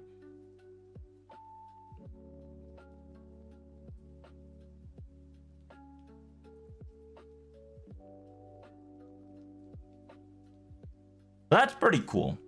I think he just wants it, so he throws it up at the moment, right?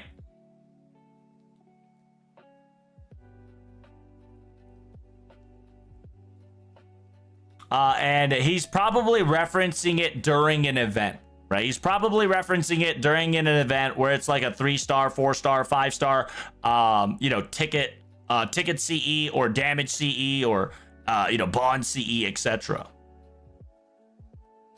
The interviewer goes, "Oh, I understand. I know your feelings."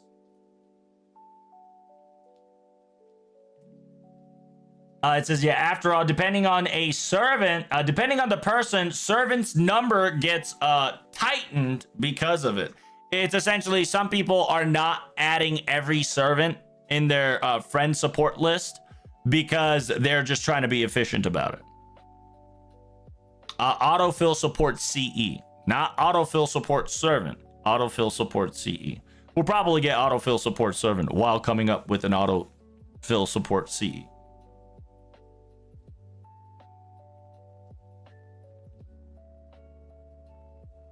Mr. 2 also adds that during an event, if I am not set correctly, my friends look at me wide-eyed and pissed, parentheses, sweating.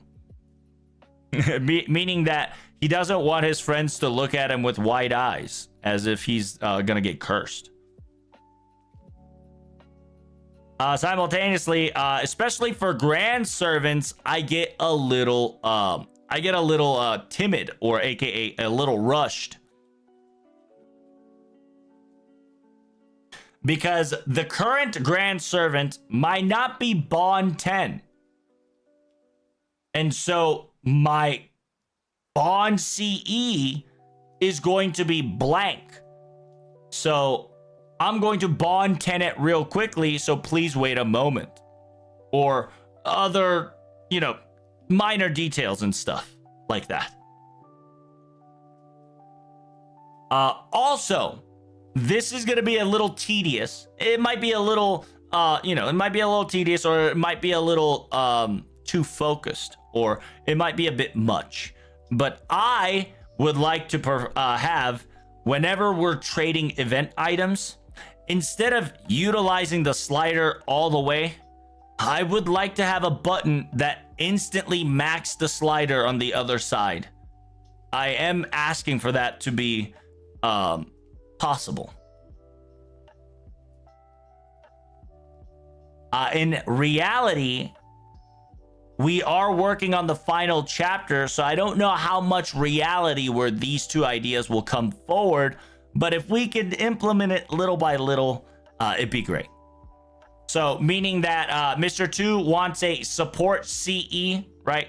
Mr. 2 wants a autofill CE loadout.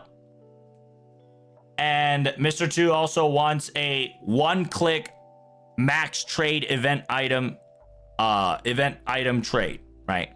So, like, whenever you're trying to get an item, you just press one button instead of moving the slider all the way on the other side. So you press a button that says maximum purchase. That is the two current tiny updates that Mr. 2 wants. He says, in reality, we are working on the final chapter, so we don't know how much they can make it work. But that concludes the quote-unquote Mr. 2 talking about the grand servants and minor updates that he wanted. If you got any questions, make sure you like, comment, and subscribe, and tell me, what kind of minor upgrades do you want on FGO, right? Like, autofill shenanigans, or, something subtle, right? Like 10 ticket summoning. I don't know what that came from, but it is what it is. Make sure you write it down in the comment section and let me know about it. And I might answer too. I'll see you in the next video. It could be the last one. It might not be. Make sure you stick around. Peace.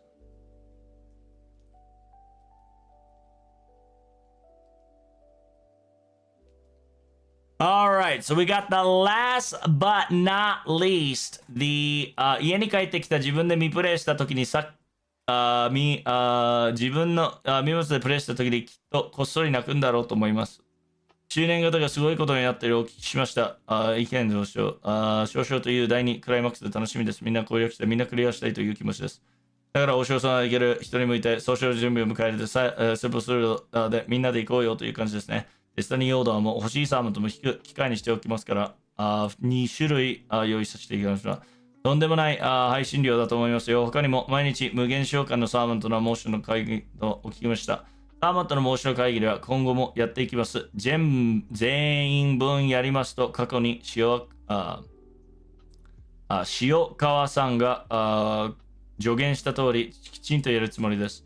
モーション収集ということは、ソロサーバントに応じたシナリオの展開もあったり、基本的には周年のお祝いとして順調に実行していく順序ですね。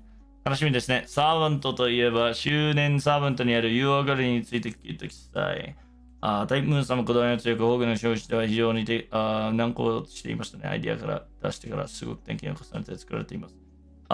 再臨段階によってサーバントとしての立ち位置が分かれるので、地球人としてのホーグと初頭としてのホーグは違うよねという話もあり、とても苦労しましたね。いやもう本当についに彼女を出すことが言って、もう感情深いですね。そのためにここまで来たとナスさんも言ってましたしね。そうですね。と言いつつ、自分はもう少しで実はもう少しで登場する予定だったのですが、ユーザーさんの気持ちを考えると、やはり訴訟に迎える前にオルガマリーを迎えてほしい。なんならグランドサーバントにしてダイブの最後に行ってしまえ。そういう思いで変わった覚えがあります。ということは、前をした10年児がいるともいいのですか？そうですね。やはりそういうのがあるんですね。やりますよ。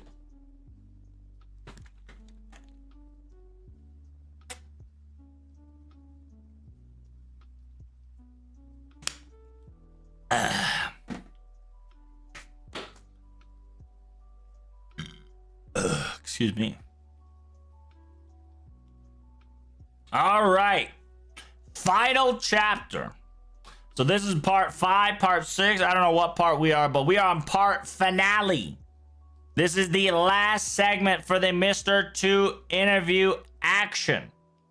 So, the title of it is I'm probably going to cry in the corner when I go home and play the chapter myself.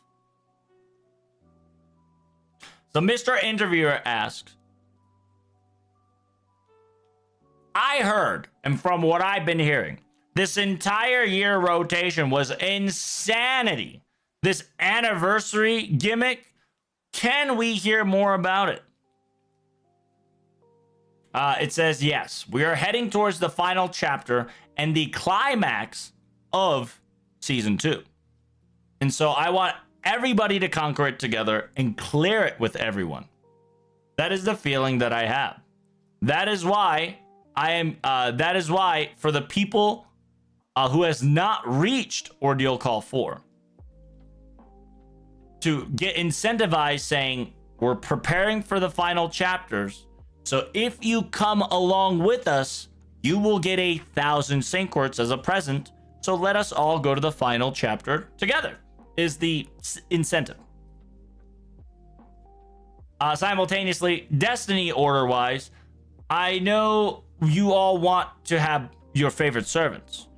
And so, in order to get your favorite servants, we decided to split it into 2 different types to welcome them to have a double D opportunity. The interviewer asked, it is tremendously insane amount of quote-unquote tremendously insane amount of gift you've given us. Simultaneously, the everyday free story servant summoning, and on top of that, whatchamacallit? The everyday story summon, right? Everyday story summon, and servant animation update. I heard a lot of those things to be come into motion. It says, yes, servant animation motion updates will come more later. Mr. Shiokawa said in the past, we're going to do everyone animation update. As he has stated, we are going to do as he said.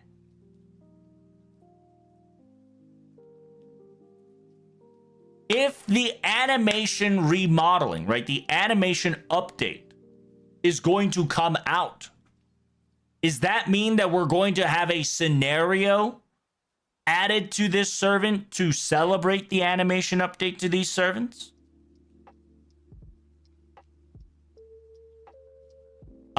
In basically, we want to animation update these servants as a yearly gimmick and little by little bust them out is the direction we would like to go. 基本的には周年のお祝いとして従実に実装していく方向性ですね。So essentially animation updates, right? Animation updates, motion remodeling is going to happen every year. Their goal currently is that every year we're going to get an animation update on the later servants, if not older servants, right? So Mr. 2 has stated that at least we're going to have up to 11th year by doing this, right? Because he says servant animation update is going to be a yearly thing. That is what he's planning to do. So do they specifically state older servants? No. Mr. Shiokawa said everyone. Servant motion, servant motion / animation update. We're going to do more of it. Mr. Shiokawa specifically stated we're doing everyone. And so we're going to we're going to do right by his words. So he didn't say older servants, but he did say he's going to do everyone's animation update.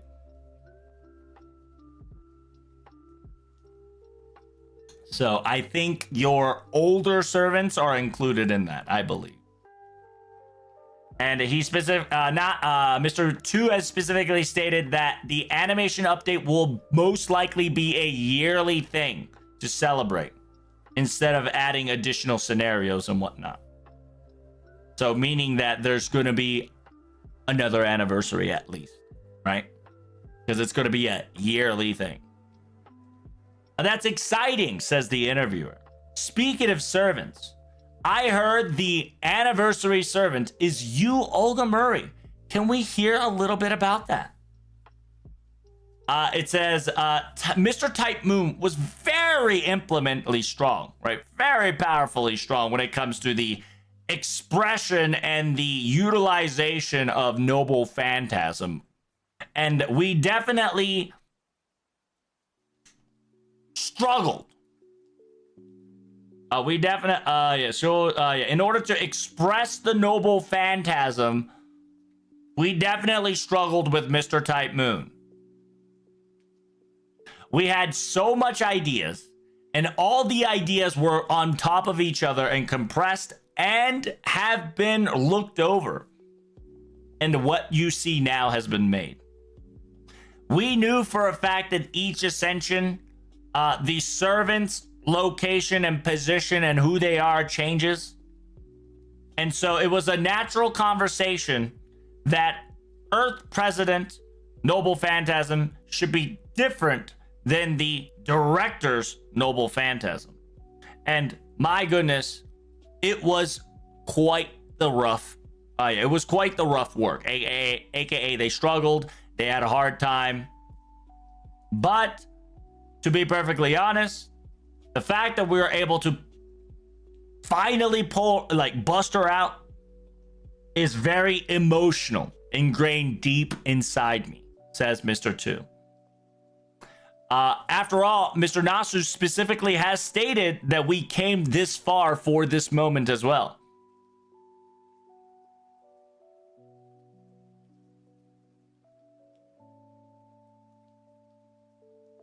And Mr. 2 says, I sincerely agree. However, by the way, her arrival was supposed to be a little later. That was the original plan. However, thinking the user's feelings, I really, and the others really, wanted to welcome Olga Marie before the final chapter came forward. On top of that, we wanted her to be a grand servant and walk among the finale of season 2. And that was the thought process we had, and we changed things accordingly because of it. I remember it quite fondly.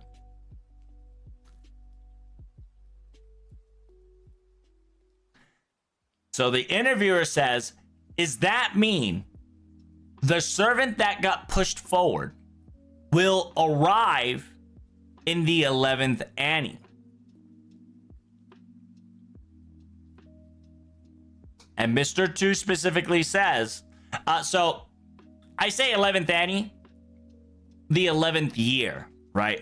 I think he meant the 11th year, aka the New Year servant, aka could be the 11th anniversary, but just he's now not in the 2025 roster, but in the 2026 roster, right? That's what the interviewer is specifically saying. Because now Olga Marie pushed a servant out of the way. That pushed away servant has become the 2026 servant, correct? And Mr. 2 specifically says yes, and we are already making it. So they are already working on it, right? So that is correct. We're already in process of making it happen. And the interviewer says, I knew it. I knew you would go ahead of final chapter. So there's more to it. Mr. 2 answers, of course we will. It says, we are trying to finish. We are trying to finish season 2, right? We're trying to finish season 2. And it is ahead of season 2 a little bit. But we have planned a lot of things up to 11th Annie. And we are moving forward because of it.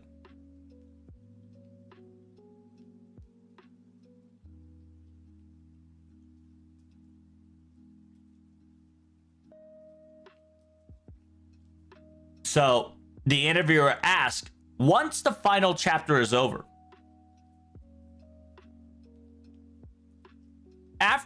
once the final chapter is over, are we going to have like shenanigans dimensions and shenanigans feelings? Are we able to go full out Pepega, continuing our little funnies? Mr. 2 says, I don't know. Of course, I know the answer, but I would like to keep it a secret for now. Right, Mr. 2 hitting you with the, I don't know, right? But we do know there's going to be at least an 11th year, at least a Valentine of 11th year, and at least an anniversary.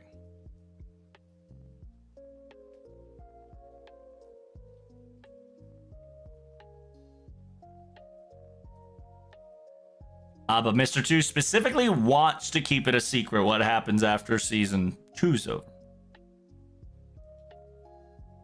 So it says, with that included, Mr. 2, reaching the final expectations and final chapter, can we get some comments to encouragement and more things from you?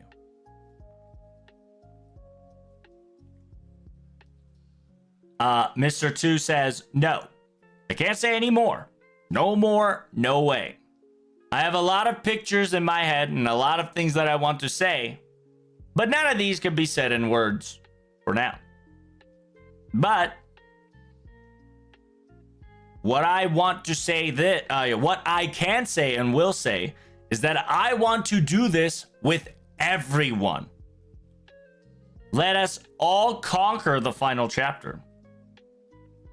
and all go to quote unquote whatchamacallit, Odaya, whatchamacallit, the Grand Circle, right? The fuck, where's that location called?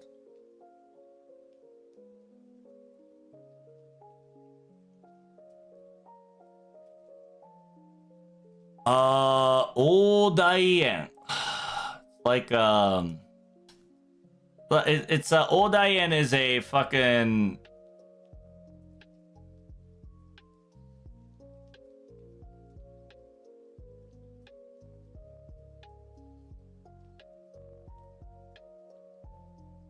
like everyone, right? Like in a like a we are the world, right? Like a giant circle, like a kumbaya.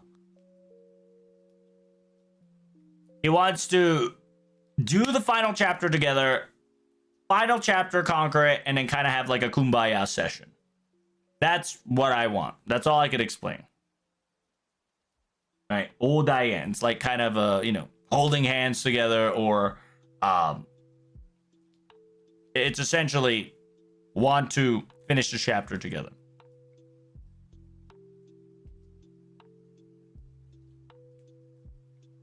It says by this everyone ではそのみんなで何か意味が込められているのでしょうか? It says by quote unquote everyone. Is this some sort of additional meaning added to these words of final chapter conquering? Perhaps, says the interviewer. Mr. 2 says, I can't give you any more details, but please do understand that playing the final chapter all together will definitely remember it in everyone's memory. So everybody who has start dashed or come back, please enjoy the story and come to the final chapter.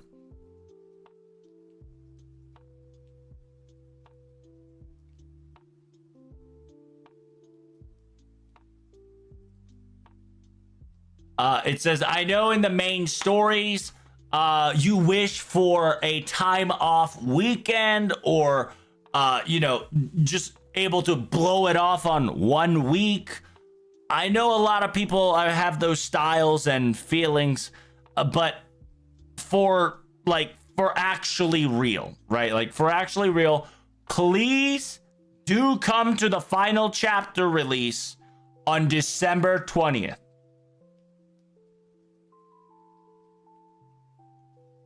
We are certain that at this very moment, we are not going to delay or do anything to this date. It says, yeah, 時間が取れる次の週でとか、大型連載で一気にみたいな方もいらっしゃると思うのですが、ぜひとも最終章だけはリリースである12月20日に、現状は分割りする予定もないので、最後の最後まで駆け抜けてください。幸いです。So it's essentially Mr. 2 is saying, I know there's different play styles of, you know, playing it on the weekend, or, you know, take instantly finish it during a large break, or taking a day off or vacation. Mr. 2 is saying that please do come for the final chapter that releases in December 20th. There is no plans currently to, you know, like, there's no plans for shenanigans. Final chapter is coming at December 20th. Hard set date. So if you guys can run it down, right? Run it down to the final chapter together, it would be greatly appreciated. So essentially, Mr. 2 is saying, if you haven't started, let's start. If you have started, let's start. Everybody should come and play the final chapter of FGO Season 2 at December 20th. And then the interviewer says, last but not least, please give me your feelings towards the final chapter, right? Or additional, you know, additional hurrah. 意気込みって言うと何でしょうね. It says, I don't know what it comes to, like, you know, encouraging or the last words to say. After all, I've been the season 2 guy for yeah, it says I've always been the season 2 guy for about roughly 8 years. Yeah, the roughly large section of 8 years. But at the same time, I do feel a little sadness.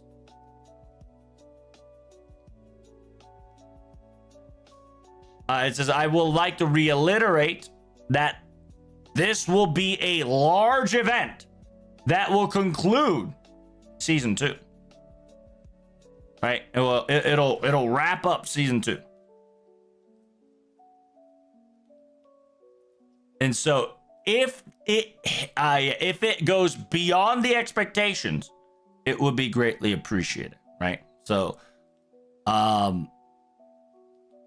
it says, I bet once the final chapter gets released, I'll definitely cry. Well, in all honesty, I have been crying very recently. I have been crying pretty recently. Because the road to the final chapter was so long. I now remember the beginning of season 2 and releasing the quote-unquote December 31st chapter. I still can remember it as fresh as yesterday.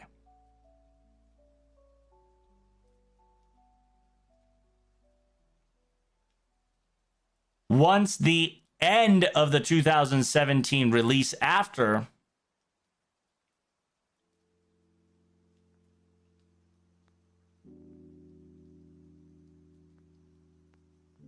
during 2017's quote unquote at the end of the year release check was done, I went and checked the resources, and once I finished everything done for that anniversary, that new year, once everything of 2017 check was over, I knew that we were going to have a story of the most largest and longest scale possible. I bet in the final chapter, I will definitely have a special feeling in my heart. I'll probably be very front, and I will probably be very forward during the release dates and release prep. I will probably have a strong face when everything's all sorted out and ready. And I don't think I will be crying.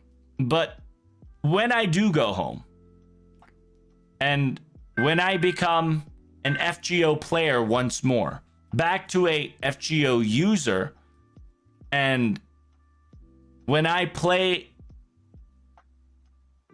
it myself when I get home, I'll probably cry secretly.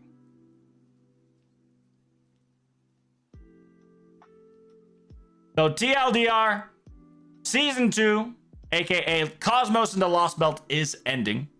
Final chapter is right around the corner. The Season 2 man has worked over 8+ years to get to this final chapter. He's excited. He's excited, and hopefully you're excited, because the December 20th is going to be a big day for everybody, and he highly recommends you take that day off and play the video game.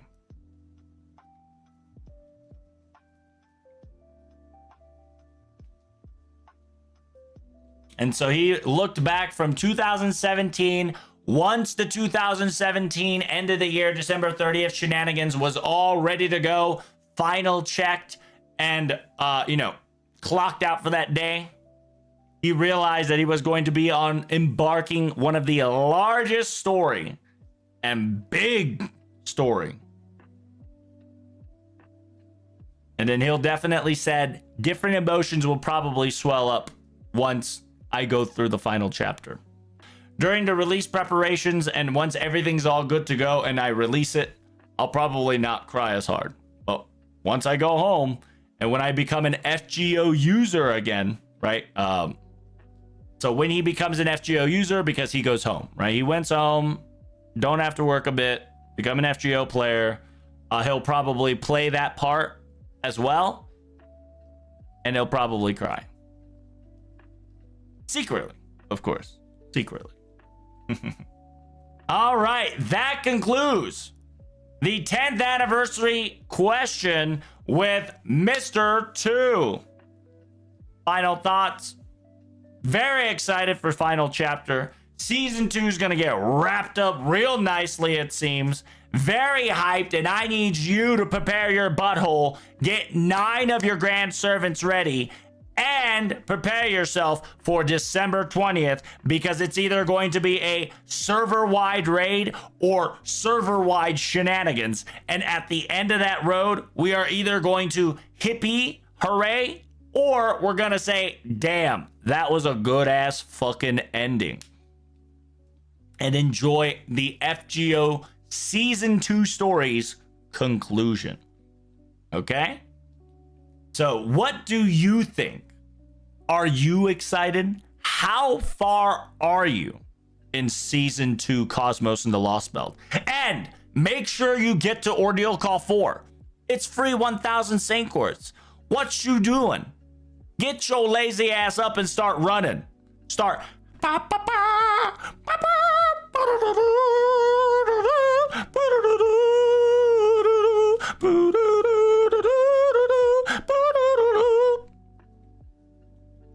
That's right.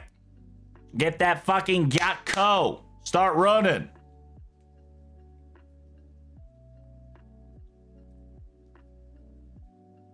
Yes, sir. Yes, sir.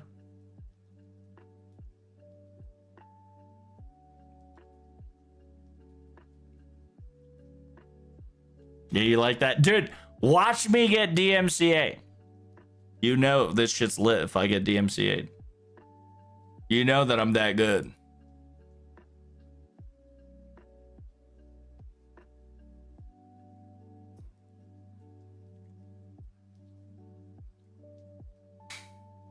Grand Saber is Artoria, obviously. It's Artoria Mormasa Iori.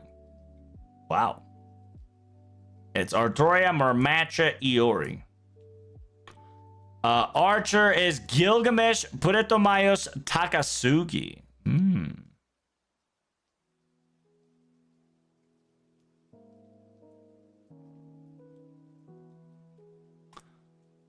Lancer, it was actually Melisin. Damn, twice the amount of Enkidu and Ereshkigal. That's kind of insane.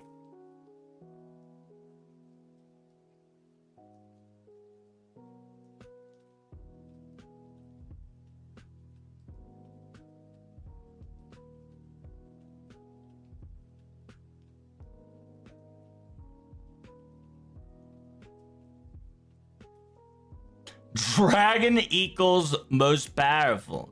True.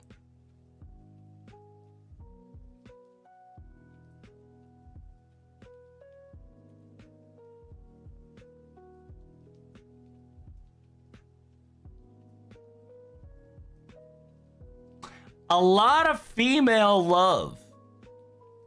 I thought it was going to be littered with male. But a lot of female love for sure.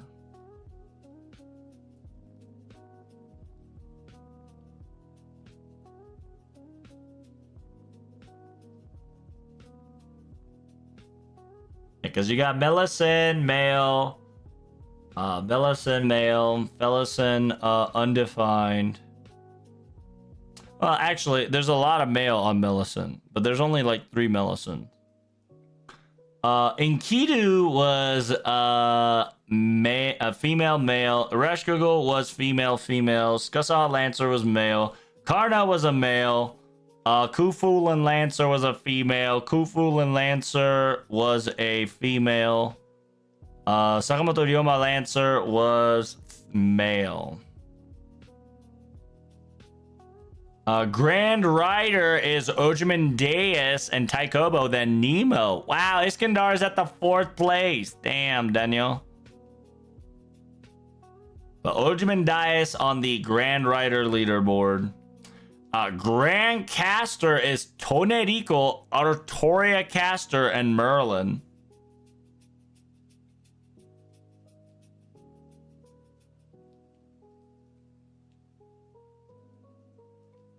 It says so each individual wants to save her world, right? A6 world.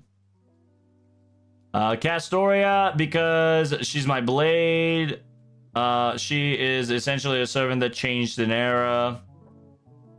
Merlin was 2 females. Castro was 2 females.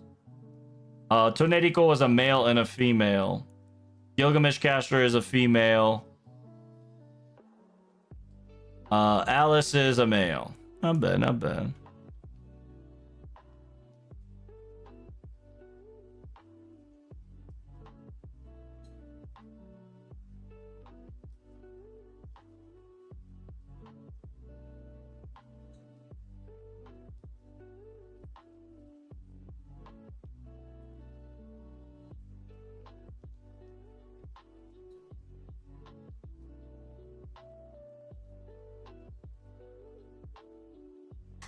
Assassin, it's Kama, Teska Toripoka, and Grand whatchamacallit?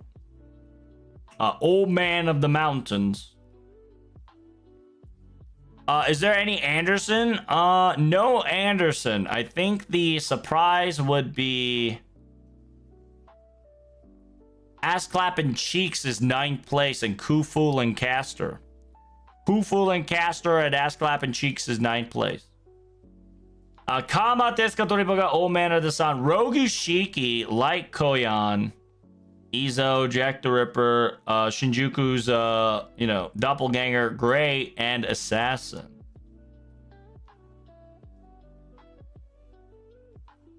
People want to see new story for Samurai Remnant. New story for Samurai Remnant beat K&K and Mahotsukai no Yoda. That's insane. What the fuck? That's actually impressive.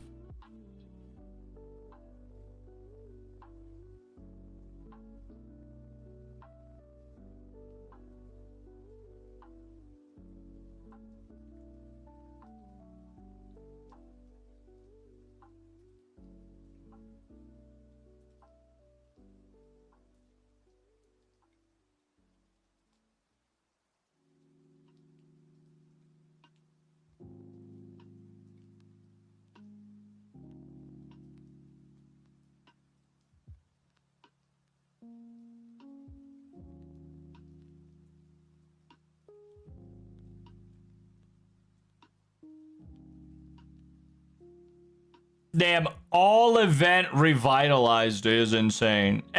Please, like a lot of people is please staff be healthy and safe. We got make sure to play after story's over. Take your time, but make it 10 more years. Season FGO 2 or season 3.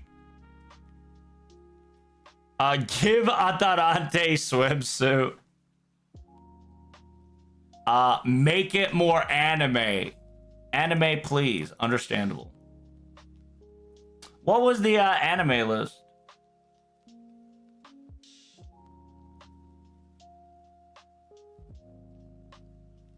Hey! Who's gonna be the next swimsuit servant? Teska, Toripoka, Khufu, and Lancer Murmasa. Holy shit. That's insane. So in 2023, Teska Toripoka was first place as well. And now in 2024/5, whatchamacallit, Teska Toripoka gets all 3 people, by the way. The top 3 got a swimsuit. So if the top 3 gets a swimsuit here, means that the girl would also get a top 3 swimsuit, right? So that means we're gonna get Cream Hill, Koyanskaya, Archetype Earth, and Medusa Rider. Because we got Passion Lip already 5-star. So if we want to add like 1, 2, 3, 4, 5, it's Cuckoo, Medusa Rider, Archetype Earth, Light Koyan, Cream Hill.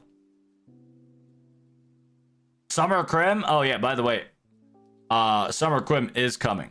Spoiler alert. Cream Hill Summer is actually coming.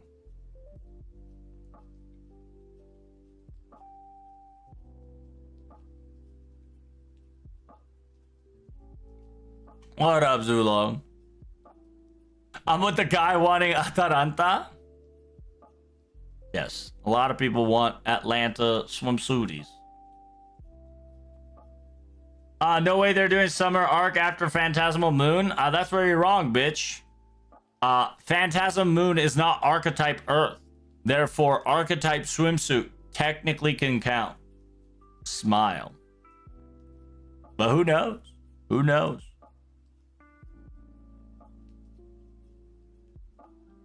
NPC FGO, please come home. Kamazat. I like how Omi-san fucking came in literally like 3 months ago. Excuse me, 5 months, not even 5 months ago. Yeah, like 6 months ago. Omi-san is legitimately second place as an NPC arrival servant. That's insane. And then Agravane, Romani Akiman, Kadok Gordov. That's the fucking teacher of fuck, I can't remember his name.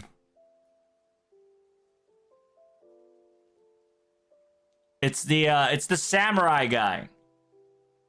It's the super heavy armored samurai guy. A second place Omi-san is insane, by the way. Grand Berserker. Caster Berserker, obviously. Morgan, Lilith. Yo, where the fuck is my Seisho gone? What the hell, boy? No Seisho on Berserker. This list is rigged. Is it Chiemon? Yeah, it's Chiemon.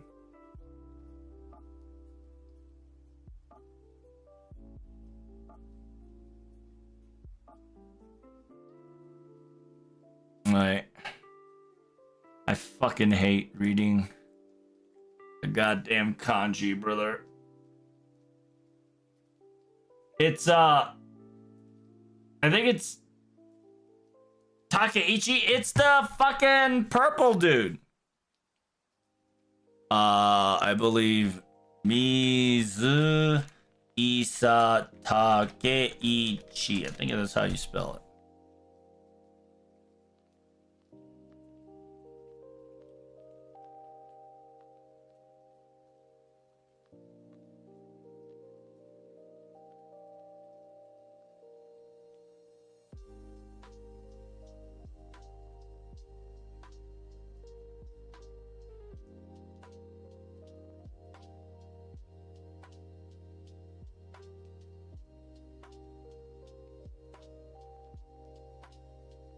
Is wrong? I mean, listen, it could be.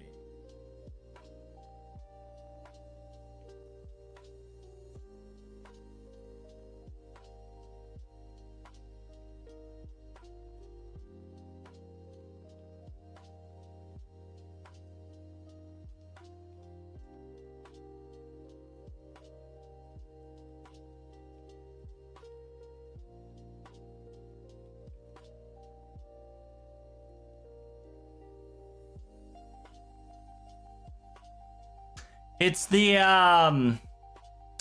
fuck. It's the teacher of Izo.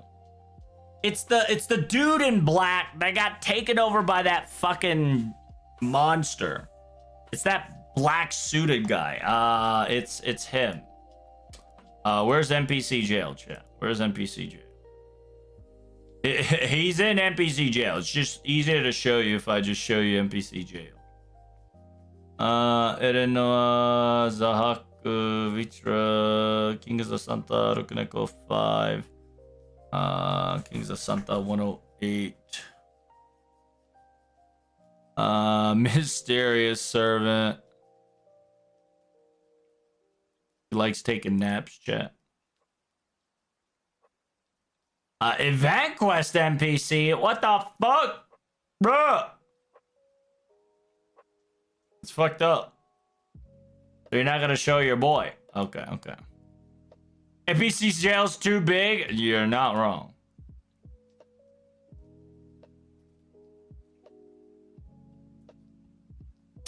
Here, I'll just show it to you. Here. I don't know if you can see him. This is the boy. It's the boy. It's this guy. Big boy, the black suited guy. The sword got taken over during Nobu lost his head. The Takeuchi event.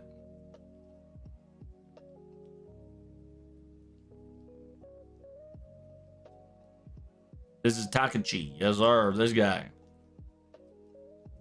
People want Camel Butler as a servant? Oh, of course. My boy Camel Butler OPP. 10 out of 10. Who don't know what that is? That you'll see. No, you technically seen him already. What anime do you want for FGO? Obviously, it's Avalon Lei Fei with 3 times the amount of vote. Avalon LB6 is first. LB5 is second. Atlantis, by the way. LB5 Atlantis is above LB5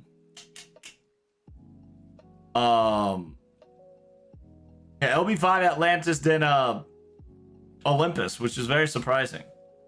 Chimocha, by the way, number 3 is EOR Chimocha. Chimocha fucking popping off. Holy shit. Chimocha to this day, 3rd place. 4th place is LB7. 5th place is Ordeal Call 2 Edo. 6th place is Shinjuku. 7th place is 5.5 Heian-kyo. 8th place is Anastasia. 9th place is Archetype Inception. 10th place is Trinity Metatoronios. Metatoronios.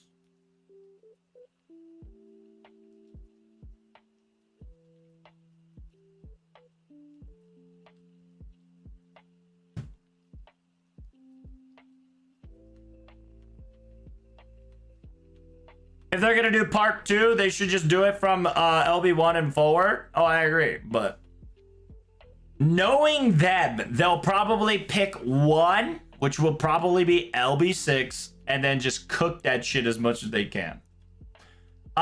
Which is your favorite main quest? LB6 to this day is top on the leaderboard with the main quest love.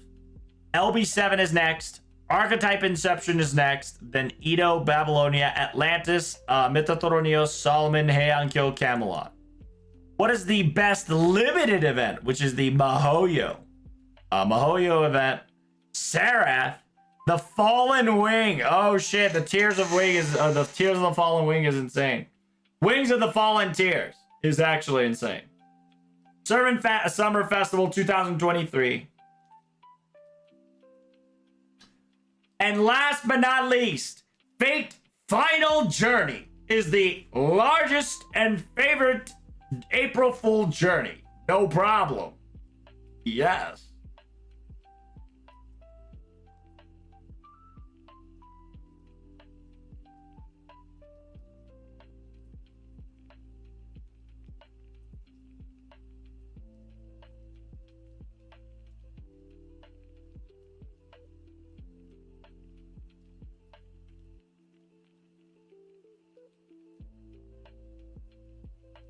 Damn.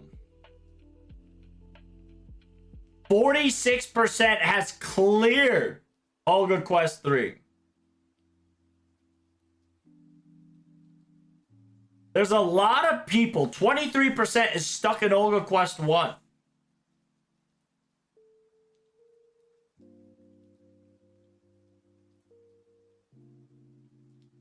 But it is unfortunate that there is not 50% of masters that cleared whatchamacallit. There's not 50% masters that cleared Orgomori Quest 3.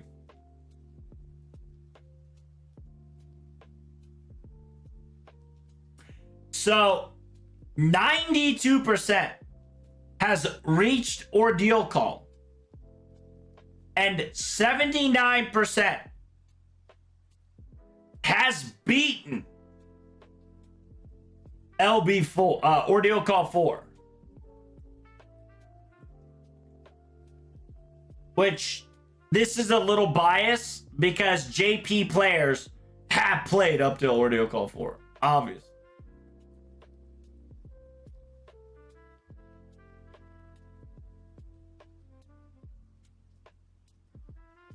%50 female. Just put like 30% male onto the female and you're good.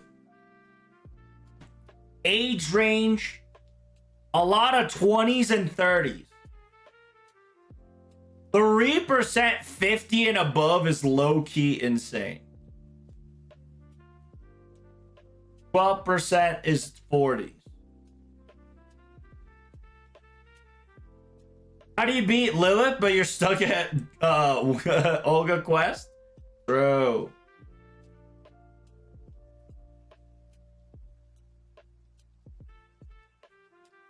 I would love to see this number on NA. Yo, I do not want to see that number on NA.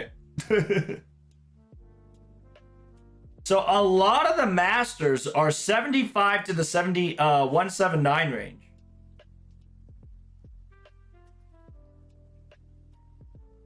So roughly about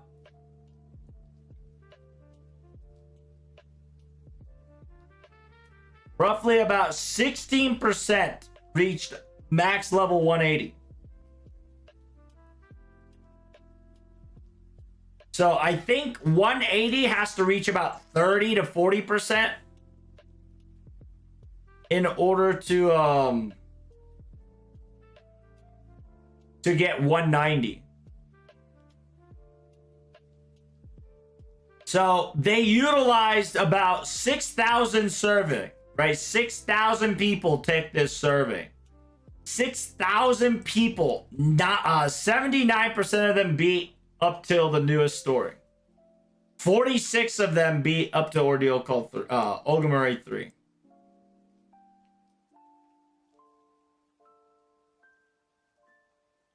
Didn't Trouble say Olga 3? What you talking about? Yeah, we did say Olga 3. Beat Olga 3 or Olga 3. All right. That concludes today's recording. Tomorrow, we're going to be recording the quote-unquote Nasu and Takeuchi's quote-unquote, questions and answers, obviously.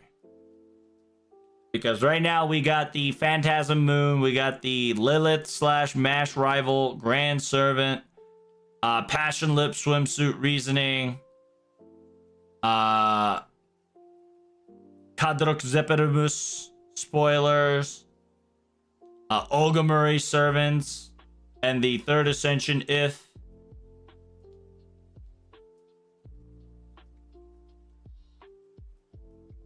And quote unquote, the future is in users' hands. Okay.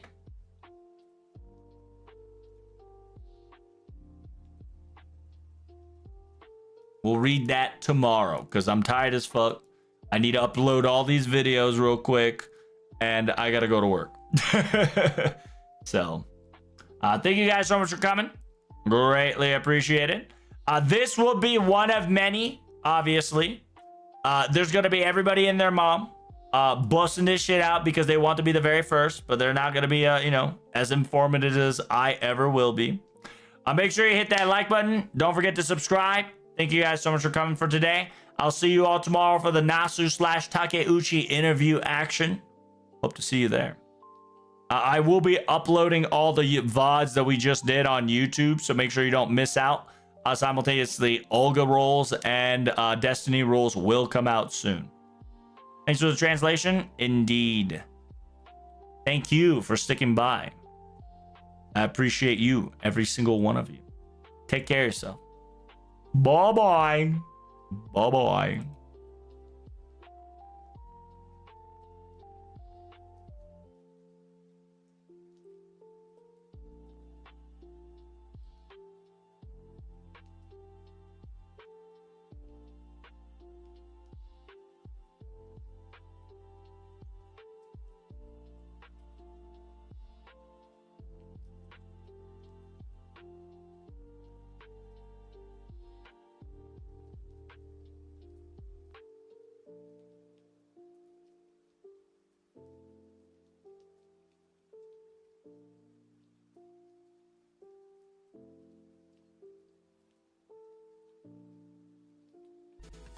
Ah.